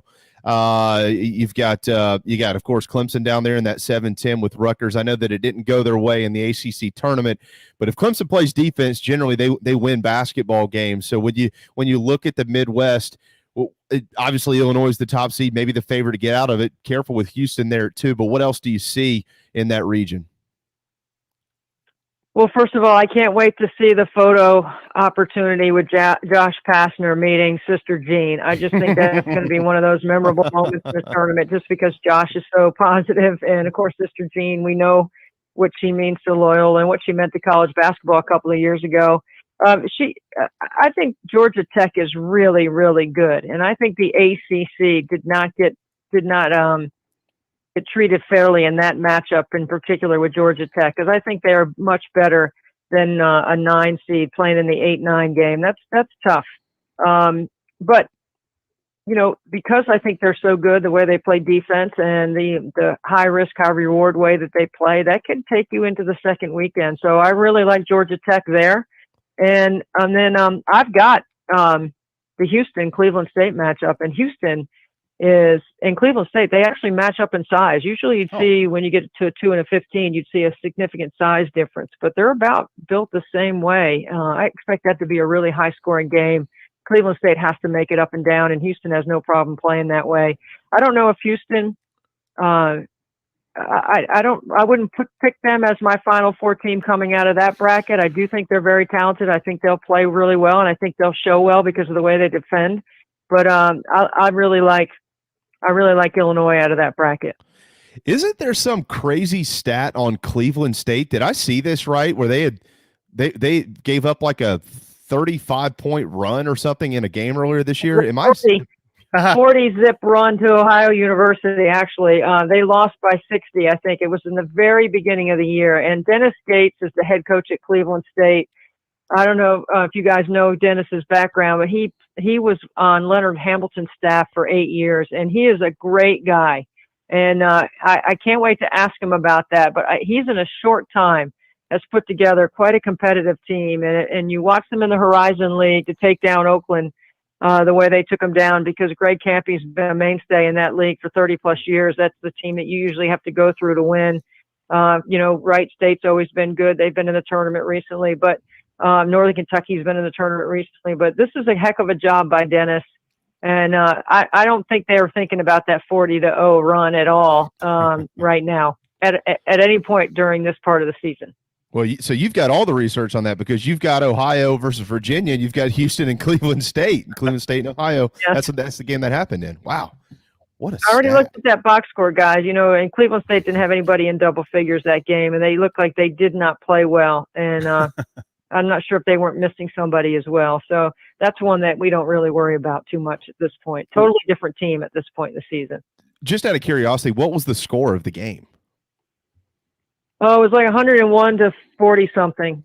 Okay. It was 100 to 40 something. I don't remember off the top of my head. Okay. All right. I knew I'd seen some kind of crazy stat like that, and I thought, well, that can't be true, but it is. You confirmed it. All right, Are you allowed to project Final Four teams, or is that something we have to stay away from? Oh no, I mean I like Gonzaga winning the whole thing. I mean, Okay. I haven't gone through team by team yet and put my bracket together. I've been keeping my focus on trying to get some of my basic paperwork, what I call my basic boards or basic paperwork done, because I do have more time to get ready. For just having 2 games on Friday and 2 on Saturday is a lot different than having 4 on the same day and having it on Thursday, because that's usually what it had been for me. But this is going to be great. I can't wait. We will be isolated. I will get to my hotel. I won't be leaving until it's time for the games. We're really not allowed to do anything. We can't go anywhere. Can't use the facilities or anything in the hotel. It's pretty much. I think I'll probably on my way in grab a peanut butter and jelly and a loaf of bread and maybe some coffee and take that into my room, and I feel like I can survive that way. Okay. Well, and you'll be informed by the time you land tomorrow as to exactly what the women's tournament looks like. But we don't know, Debbie, exactly maybe what the top seeds will look like. I think last year it was pretty clear. This year there's maybe 6 teams, 7 teams vying for the top 4. I think we all know maybe who 1 or 2 are. Who are the top 4? Oh, it's so great. It's great. It really is great. Well, Stanford and Connecticut and South Carolina, I think, are ones for sure. And the 4th spot is the one that is in question, which could be Maryland. It could be Texas A&M. It could be NC State. I think those are the 3 teams. It will be very interesting to see how the committee decides that. This year, there's 3 new things in the women's tournament that is very exciting. Number 1, the whole tournament's going to be in San Antonio. You guys know how I feel about that. I think it's a really important thing for the growth of the women's game, for everyone to be on one site. Now, I didn't know the pandemic was going to force us to do that, but for 13 years, I've been advocating for a format change. So I'm very excited to see how the NCAA feels about doing it this way.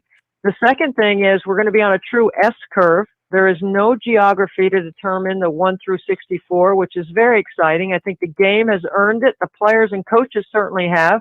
The game is so much better than having geography play a role. And the final number 3 is the net. There's a net tool similar to what the men use, a little bit different, but there are offensive and defensive efficiencies inside the net. And so I'm really anxious to see how they put 1 through 64 together, which is all 3 new things we've never had in the women's game, which makes it that much more compelling for a real, true competitive champion.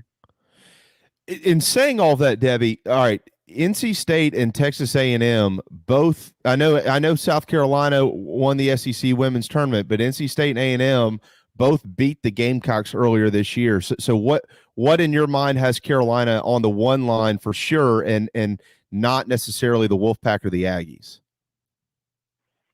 South Carolina has the most top 20 or net 25 wins, and they won the SEC regular season, and they passed the eye test for me. I don't need to dive any deeper into any numbers than that. To me, they were the preseason number 1, and I think they've stayed on that top line.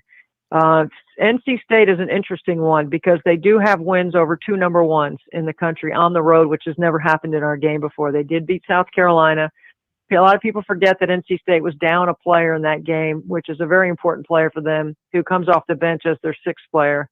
And it definitely, at this time of year, anybody not in a game affects rotations. But NC State beat South Carolina at Columbia without one of their players. And then NC State went on the road later and beat Louisville when they were number 1 in the country. So I think those 2 wins plus winning the ACC championship gives them a real chance to be a 1 seed. If they're not a 1, I think they'll be the top number 2, which means they'll play that other team that's the 1. So on the S curve, it might not be that big of a difference. If you ask Wes Moore, the head coach, he says it's just a difference in what color uniform you wear. And, they act like it's not that big of a deal to them. But NC State's never been a 1 seed. And, Texas A&M has won a championship before. I'm not sure they've been a 1 before. And then Maryland has been a 1 before. Maryland's just, dominated the Big Ten again. And Brenda Fries has already been named Coach of the Year on one publication by ESPN, actually. So I think she'll win a couple of more, honestly. They've done a heck of a job with their team and their season, and they're very good. So Maryland leads the nation in scoring. They're over 90 points a game. Oh. Wow. And they're impressive. So that would be really interesting to see how that plays out. Those three teams on that last spot are going to be really interesting. All right. A few weeks ago, you were on the program with us, and you said that generally when Gino and UConn have the best player in the country, they win. And essentially they have the best player in the country in Paige Beckers. So are they the favorite to win the whole deal? I think Stanford is the team that I think is the favorite to me. I think UConn is right up there. It's going to be interesting, who the overall number one seed is. It could be UConn. It could be Stanford. Stanford plays in a much more challenging conference. They've been rated number one this year as well, or ranked number one, I should say. When Gino has the best players, he usually wins. Well, he's got Paige Beckers, I should say, is outstanding. If anybody has not seen her, she is really amazing. 5'11", shoots at 47% from three, leads their team in assists and steals. She's a tremendous playmaker. She's an exciting player to watch. She's fun to watch, and the complementary pieces are solid. But there's a lot of teams that have a lot of balance, and Paige is going to have to play, 6 games to get them to that point. That'd be really incredible if she could do that. And she is capable. I'm not selling her short. Trust me. She's amazing for what she's been able to do. Dana Evans is a player at Louisville who could be a player of the year. I think Aaliyah Boston might be in the running for defensive player of the year. I think there's a lot of different ways that you can evaluate teams this year. So it should be really exciting. But I like Stanford and UConn. I like Maryland and NC State. And I like South Carolina and Texas A&M. And I can't wait to see how those teams, along with Louisville, I should mention them too. Those teams right there are the ones that I'm keeping my eye on when the bracket comes out. Before we let you run, sorry, JB. I mean, you've been pioneering on the women's side in the men's game broadcasting for a long time. Lisa Byington will now be the first woman calling men's NCAA tournament games. What does that mean to you and to the industry as a whole? I think it's absolutely amazing and incredible, and I couldn't be more happy for Lisa as my teammate. The first year I was in the NCAA tournament on the men's side, she was our sideline reporter working her first tournament as well. And so we were teammates back in 2017, and she's terrific. She's a professional. I mean, she's a pro. She and I have had several conversations about what this week is like leading up to the games. I can tell you this, this is what I told Lisa, and I'll tell you guys the same thing, and I know you'll understand what I mean. The first year when it was announced by CBS that I was going to be the analyst, I had all kinds of publicity. I mean, there were people from all over the country, writers and reporters that were interested in, my take on me getting a chance to call the men's games. Now, keep in mind, I have been in the men's game, calling men's games since the mid 90s. Right. So I wasn't new to the men's game. I was new to the tournament. And then the second year, I probably had maybe 5 or so reporters. The first year I had the New York Times photographer was in my house for an hour and a half the first year. So the second year, I probably had about 5 different stories written. And a lot of that was because Clemson and College of Charleston were in San Diego with me, and there was a lot of publicity locally about those two teams.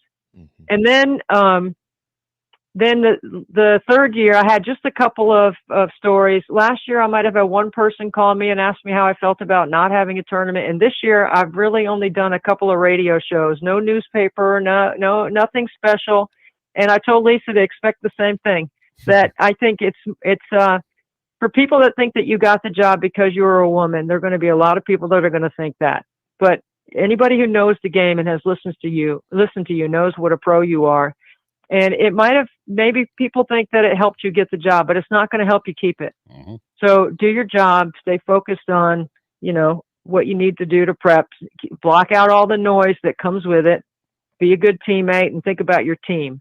And that's what I did. I thought about Carter and Mike Jaminski and Lisa through the whole process because my producer and director were people I had worked with before. That's where you got to keep your focus and you got to do your job. And not let all that other distraction take you away from doing your job the best you can do. Oh, I love it. I love that, Debbie. That is tremendous stuff. I know we've kept you for a long time. I know you've got to prep. Hey, we're one of those shows you're doing this year. We will always have you on, and we always great. Thank you. Well, and I'm anxious too. I do want to catch up with you in a couple of weeks. You know, one of the things, it was such a broad conversation today with so much information. We're kind of having to touch on as much as we can, but in a couple of weeks, Debbie, if we can, or maybe even after the tournament, maybe we could sit down with you and figure out what you learned specifically about the women's tournament, but both really in general, and having them in one location. Because as you mentioned, you have been for a long time, on this platform screaming Sweet 16 to Vegas for the women's basketball tournament. And I'm really anxious to see what we see over the next month with both the women and men essentially playing in one quote location or one area. I'd like to see what you get out of that. And so you can put more of that information into your arsenal moving forward as you continue to champion or advocate for that change. So if you don't mind, let's get up again in a couple of weeks and see what we've got.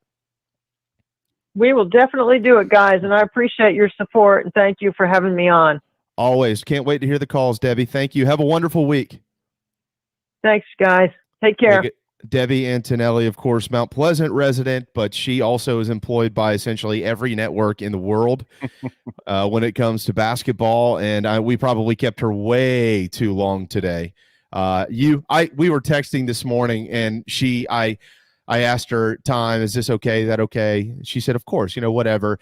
But she followed up with one quick line. I'm swamped. Yeah.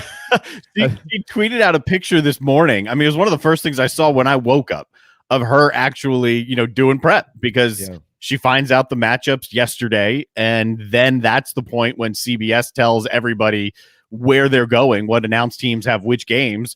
So last night is when she could begin preparing. And it's not like she's preparing for a game. She's got to be ready for all 8 of these teams that she could see. So it's not an easy prep. And then she's got the women's tournament. But, I mean, look, she will do a great job. She always does. She'll be ready. Oh, she's absolutely. Her analysis in basketball is second to none. I've told her this before off the air, and I mean it when I say this. I literally learn something new every single time that I listen to her talk about basketball. Yeah. And it's a real treat. And when she says that she was up late doing this and then went to bed and got up, and she didn't really go to bed. That's not Debbie. She kind of lays there for a little bit and then gets up and goes, and she just can't shut it off. I mean, she's super, and that's why she's the best. So we really appreciate that time. Really good stuff there from Debbie Antonelli. She's given me a couple of ideas as to how I might pick my bracket moving forward. You can pick your bracket by going to jbandgoldwatershow.com. And if you win the first place prize, you'll win $100 in cash. You'll win 2 individual rounds of golf to Stono Ferry. You'll win a family 4-pack of tickets to Patriots Point. You'll also win a $25 gift card to Dog and Duck here in the Low Country. That's over $300 in winnings. The second place winner will receive a $15 Dog and Duck gift card and one round to go play golf out at Stono Ferry. And the third winner will receive a gift card to Dog and Duck. So the top 3 are going to get something. Number 1, we wanted to make it juicy for the winner. Over $300 in cash and prizes. If you go to jbandgoldwatershow.com, you'll find our bracket link right there. You can click on that and go ahead and register your bracket. Obviously, if you follow us on Twitter, we have continued to kind of put that out. I think we've got something like 40 or so entries to this point. Haven't checked. Not today. Yeah. I looked at it before the show. It's pinned to the top of the page on Twitter and Facebook, so it's real easy just to jump on in. And obviously, you got to get your picks in probably by Friday. And normally it's Thursday. The first round, first 4, generally it doesn't matter, right? You're just going to pick, if that 11 seed is going to win in the next round. But you've got to have it done by Friday. So get in now, get ready, and think about it. Yeah, I think noon by Friday. Also, we would encourage you to head to mybookie.ag and have some fun with them. Raphael sent me some of the props that they have out, and they've got more coming. But I love these type props. How many buzzer beating shots in the round of 64? Believe it or not, the best odds are 0. And I don't know that I would take that. There's too many games. I don't know. But anyways, that type, which seed will win the tournament? Number 1 seed wins the tournament, yes or no, 2 seed, and so on and so forth. So they've got a bunch of really neat props out. If you want to play around over at mybookie.ag, you should certainly check that out. All right, it is time for late timeout. When we return, we've got some more hoops news to get to. We'll touch on some baseball. The ACC today has announced a major rules change in football that we want to get to, and so we'll get that to you. Justin Thomas won the players as well, so it's going to be a jam-packed final 20 minutes. Hang tight. The JB and Goldwater Show, protected by McFadden Pest Control. We'll be right back. Peace and love at Stokes Meet Up. This is Mike Mazzell for Stokes Volkswagen on Ashley Phosphate Road. Whatever you got planned this week, cancel it. 72 new Volkswagens will be sold in the next 72 hours at whatever price it takes. I repeat, 72 new Volkswagens will be sold in the next 72 hours. To the first 72 car buyers interested in saving up to $6,000 on a new Volkswagen for 3 days only. Every new Volkswagen and pre-owned vehicle at our bottom line price. Direct to the public, regardless of profit. Qualified purchases with interest-free financing for 60 months, and all trade-ins will be accepted. Interested parties should arrive early for best selection. You will not find a lower price anywhere in the country. 72-hour Volkswagen clearance, savings up to $6,000, 3 days only at Stokes Volkswagen on Ashley Phosphate Road or StokesVW.com. Peace and love at Stokes Meet Up. $16.66 per month per $1,000 borrowed for 60 months at 0% APR with 0 down. Plus tax tag includes $4.99.50 administration fee subject to VCI credit approval. Expires month end. What's up, everyone? JB here. Want to tell you about my friends at McFadden Pest Control, as we do every day on our program. I love these guys. They've been in business over 40 years, and they treat our family like they've only been around for 4 days. Always doing their best work, trying to earn our business, although they know that they'll always have it. Heath and the guys take care of our quarterly, our mosquitoes, termite bonds, anything we can get them to do, they do it. They're the best. They're friends. Heath even often texts me and just asks to see how my family's doing. It's amazing. I can't say enough about McFadden Pest Control. Switch to them. You'll never have anyone else protect your home. McFaddenPestControl.com, McFaddenPestControl.com here in the Low Country. Guys, spring is finally in the air. You know what that means? Basketball in its home stretch. March Madness promotion at Dog and Ducks, 3 locations in Mount Pleasant, Bell Hall, Park West, and Clements Ferry Road. From now until the end of the tournament, $5 Sweetwater pints. That's right. Every Sweetwater, just $5 at Dog and Duck, Park West, Bell Hall, and their Clements Ferry location. Plus, baseball spring training, college baseball, spring football, it's all available at Dog and Duck's 3 locations in Mount Pleasant. What's up, everybody? This is South Carolina singer-songwriter Patrick Davis, and I live in Nashville, Tennessee now, but guess what? Hey, buddy, I'm not paying you to hear your thoughts on life. I'm paying you to sing. Well, I have a microphone, and you don't. So you will listen to every damn word I have to say! You are the worst wedding singer in the world, buddy. Sir, one more outburst, I will strangle you with my microphone wire. You understand me? You are listening to my friends JB and Darren on the JB and Goldwater Show. Let's get it started.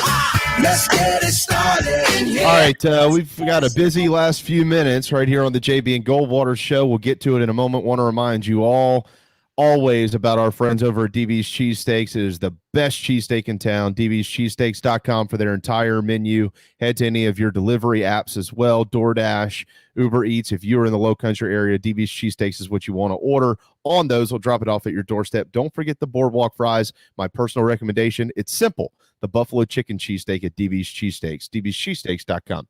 All right, we've got some stuff to pass along, so let's go ahead and kind of get some of this out there. First and foremost, from our friend Jeff Hartzell at the Post and Courier. If you missed the news earlier, we talked to Debbie Antonelli about it at the top of the hour. The Boston College, do they still go by the Golden Eagles, or are we just calling them the Eagles now? They can be the Eagles. They can be fine with that. Okay. The Eagles, Golden Eagles, it doesn't matter. They've hired Earl Grant from the College of Charleston. So from the College of Charleston to Boston College, Earl Grant will depart the Low Country and head to the Northeast. Obviously, he is essentially a lifer in the state of South Carolina. This is a big hire for the Boston College program. Congratulations to Earl Grant. I know this is a stinker for Cougars Hoops fans. It wasn't the year that everybody was looking to, but there was a lot that went into that, of course, with COVID. So Earl Grant is now departing the College of Charleston, as you know. But Jeff Hartzell has pointed out that associate head coach J.D. Powell has expressed his interest as a candidate to replace Grant downtown at TD Arena as the head coach. So we'll see what the future looks like for Coach Powell, but he has been public in his comments and saying he would like to hang around and maybe take over the Cougars program. I'll be interested to see what this search looks like, Darren. This is a good job. This is a really good mid-major job. Obviously, it has history and tradition here. It is a state, as we mentioned earlier and talked to Wes Mitchell about, that does produce talent. Charleston is a place that people like to come to, kids like to play in. The CAA is it's a pretty good league, and I think that this is going to draw some national interest. I'm anxious to see what this looks like. It'll definitely draw some national interest. It is a good job. It's a good arena. It's a great town. You can recruit here, and you can win in the CAA. It's a good job. B, I've known JD Powell for almost 20 years, probably. One of my first jobs when I moved down to Charleston in 2002 was the voice of the Charleston Southern Bucks basketball team. So he was with that team.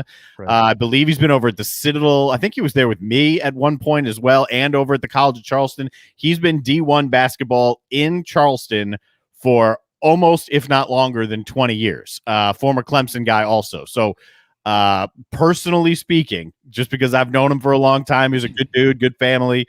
I'd love to see it happen for him. I have no idea how they're going to go, but he is a good dude and a good family, and I personally would love to see it. That's a great add to this conversation. He's a guy, obviously, that knows the program and the landscape of the state inside and out, and I'm sure will be considered, certainly, for this position. It'll be interesting to see where it goes, Darren. Elsewhere across the country, you've already mentioned Micah Shrewsbury being named the head coach at Penn State. Indiana has fired Archie Miller today. He's owed $10.5 million in a buyout. Indiana has said that basically that money is coming from essentially what they said is boosters are giving them that money to pay. Yeah, they did not say that's coming out of their own pocket. Minnesota has fired Richard Pitino as the head coach of the Gophers program. Boston College, as I mentioned, has hired Earl Grant, and DePaul has fired Dave Lito as their head coach. And here's another nugget, and this pertains to South Carolina. New Mexico, according to reports, is down to Tim Miles and now Richard Pitino.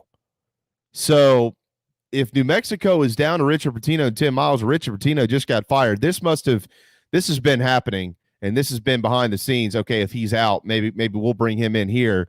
But Frank Martin for a couple of weeks has been mentioned for this job. The athletics director at New Mexico played for Frank Martin when Frank Martin was the high school coach at Miami Senior, of course, in Miami, Florida. So there's been a connection there, but it does appear that they may be down to a couple candidates, and Frank is not one of them. Of course, Frank is still the head coach at South Carolina, but that is certainly an interesting add to this conversation. Absolutely. And I think a lot of times, and I know I heard it when New Mexico was mentioned for Martin, and I understand the pay was about less than a third of what he's getting. However, New Mexico is steeped in basketball tradition. That's where the pit is, New Mexico's arena that's underground with a complete flat top on it. I mean, I've been there. It can get super, super loud, and they love their basketball. It can be a good job. That's a mid-major job that can be elevated to the consistent NCAA tournament competitor type of job. A couple of other nuggets to pass along throughout the country. The ACC is now allowing their athletes. I mentioned football before we went to the break. That was a misspeak on my part. Their athletes in the Atlantic Coast Conference will now be allowed to transfer within the league without having to sit out here and being an undergrad. The old rule was undergrad transfers would be required no matter what the NCAA rules said to sit out one season if you transferred in your sport intra-conference. That rule is being done away with in the ACC. So if you are it won't matter now, grad, undergrad, whatever, you can transfer within the league and be immediately eligible to play, Darren. And this rule that it's replacing has been in place since 1996. So 25 years of the intra-conference rule, according to the NCAA or according to the ACC, is no more.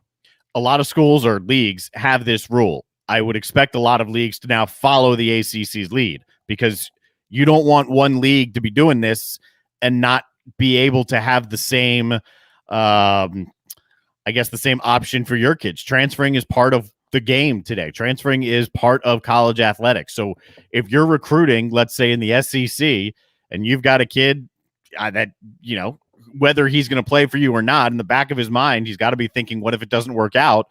Well, right now you can't transfer within the SEC from an SEC school and go play right away. Right. Now, will that change? I would expect other leagues to follow suit, because this, to me, is an advantage for the ACC if other leagues don't follow suit. Also, across the nation, the NCAA, according to reports, the NCAA is at least intending to end the dead period on May the 31st. It looks like that the NCAA's oversight committee is on track to recommend that dead period be done May 31, June 1. They'll be able to start opening up visits again to these schools. What guidelines, restrictions, and protocols, nobody knows that information yet. But a couple of weeks ago, it was reported that the deadline was extended until the end of May, and it looks like they're going to now recommend that be removed on that date, Darren, which obviously would be wonderful news for everybody across the nation as student athletes continue to try to figure out where they're going to go to school in their respective sports. Yeah. We've talked for a year now about the impacts of COVID on the high school athletes, and a couple interviews over the last couple of months have pointed out, well, you know, this past cycle, the 21 cycle, wasn't that bad. You already had film. You've already had conversations in person with a lot of those guys, but the upcoming 22 cycle and beyond, it is tough. You've got a lot of kids who haven't been seen. They haven't had the ability to be seen, and they haven't gotten on campus to see what's out there. So it's important particularly as we're getting more and more vaccines out there, as the country's moving in the right direction, it's important to get these kids back on campus, because it's important for the program and it's important for the kids. I mean, I don't want my daughter going to a college having never stepped foot on that campus before, but that's where we are right now. So it's important to move forward. All that's going to happen the longer this goes on, and these you know, Will Muschamp called them reservations last year, and I agree with him. I think it was a great way to put it. You know, all that's going to happen is kids are going to commit to these schools and they're going to sign, and then they're going to transfer because they didn't have an opportunity to do enough. They didn't have an opportunity to search and seek and search out their future in the best way that they possibly could, basically. So yeah, this needs to go. You've been championing the this has got to go for a while. So dude, it's at least it's getting close. We can see that light at the end of the tunnel. We're getting there. All right. Speaking of football, this weekend, PC got their first win of the spring. They defeated Morehead State 1-1 now, are the Blue Hose next up this weekend at Davidson. And they'll go for win number 2 in that one. Charleston Southern fell to Kennesaw State. CSU now 0-1. And they've got a game hosting Robert Morris at home this weekend in North Charleston. Nope, postponed. Robert Morris has right. COVID. That's postponed. I put that note in here just a little while ago, and or not on this one. I wrote it down over here. Yeah, so they won't be hosting Robert Morris. Yep, they will next be up in a couple of weeks, but CSU has opened the year with a 24-19 loss, although they came storming back in the fourth quarter, couldn't get it done against Kennesaw State. Furman beat ETSU this weekend. Now 3-1 are the Paladins. They've got Chattanooga coming up this weekend at noon at Furman. The Citadel lost to Western Carolina. It has just been a tough year for the Dogs program. Now 0-7, 0-3 in the SoCon. Western got their first win. This was one that many circled and thought, okay, that's where they'll get it for the Dogs. It didn't happen.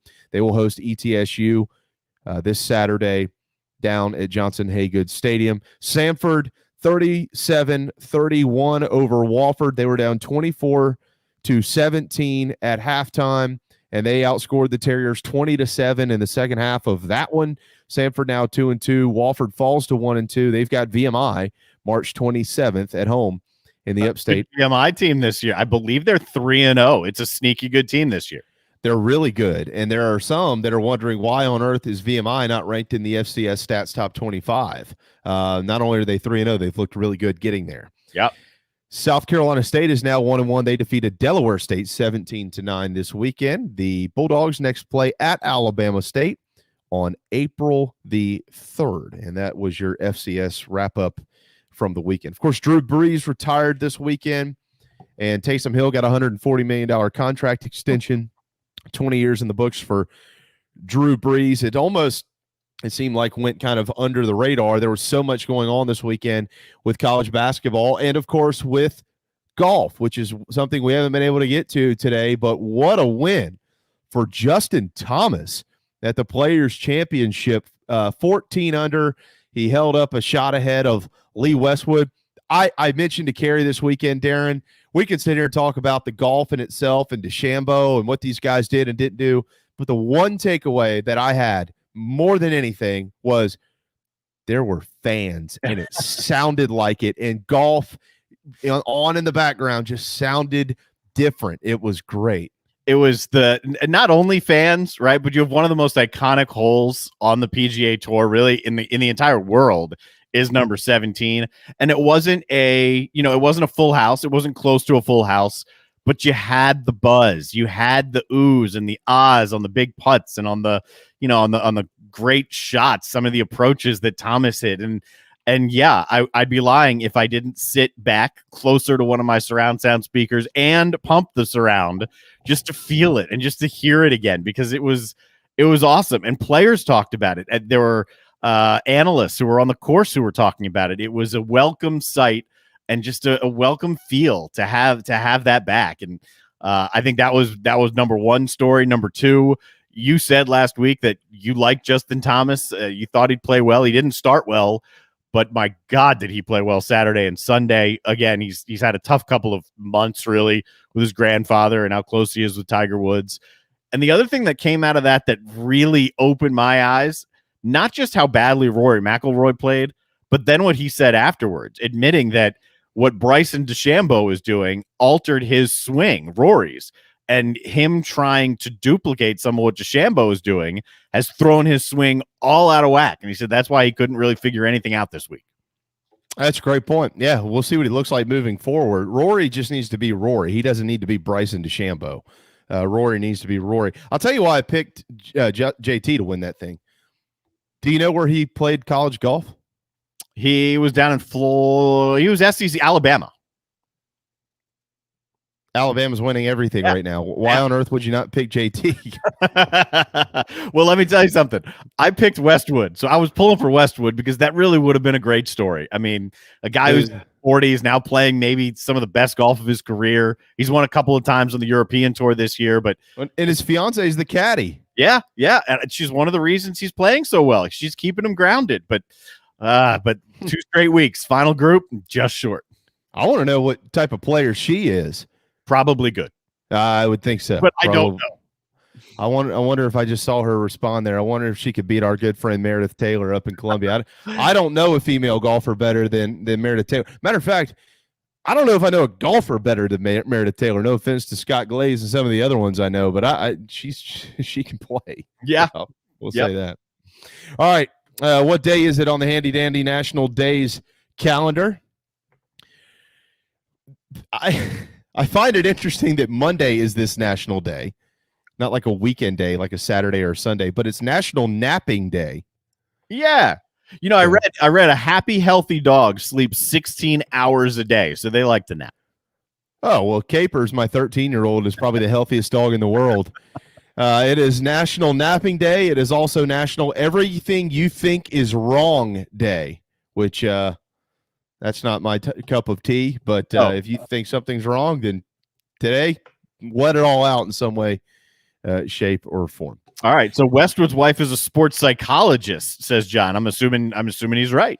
Yeah, but that doesn't mean that she can't play golf. She probably, I don't know. She's dating a pro or married or about to be. She better be able to play. Yeah, I would certainly hope so. But that's a good little nugget there, John. I appreciate that, certainly. All right, we'll keep our eyes on the future of Frank Martin. Tomorrow we'll be joined at 12:30, and from here on out at 12:30 on Tuesdays by ESPN's Mike Morgan. Newly engaged Mike Morgan. Oh, I've got something to say to him tomorrow. Yeah, he is newly engaged. That is true. Down in the Keys, he popped the question a couple of days ago. And so congratulations to him. But he'll join us tomorrow. We've got Gene Sapikoff tomorrow, and we might have a resolution on the future of Frank Martin tomorrow as well. We'll get into more Gamecock baseball. A lot of stuff happened over the weekend. Not enough time to get to it today. Thanks to Wes Mitchell and Debbie Antonelli, and to you, Darren Goldwater. Thank you, man. Thanks to everybody for watching and listening to our program. We are back tomorrow at noon. And we'll see you then right here on the JB and Goldwater Show, driven by Stokes Volkswagen.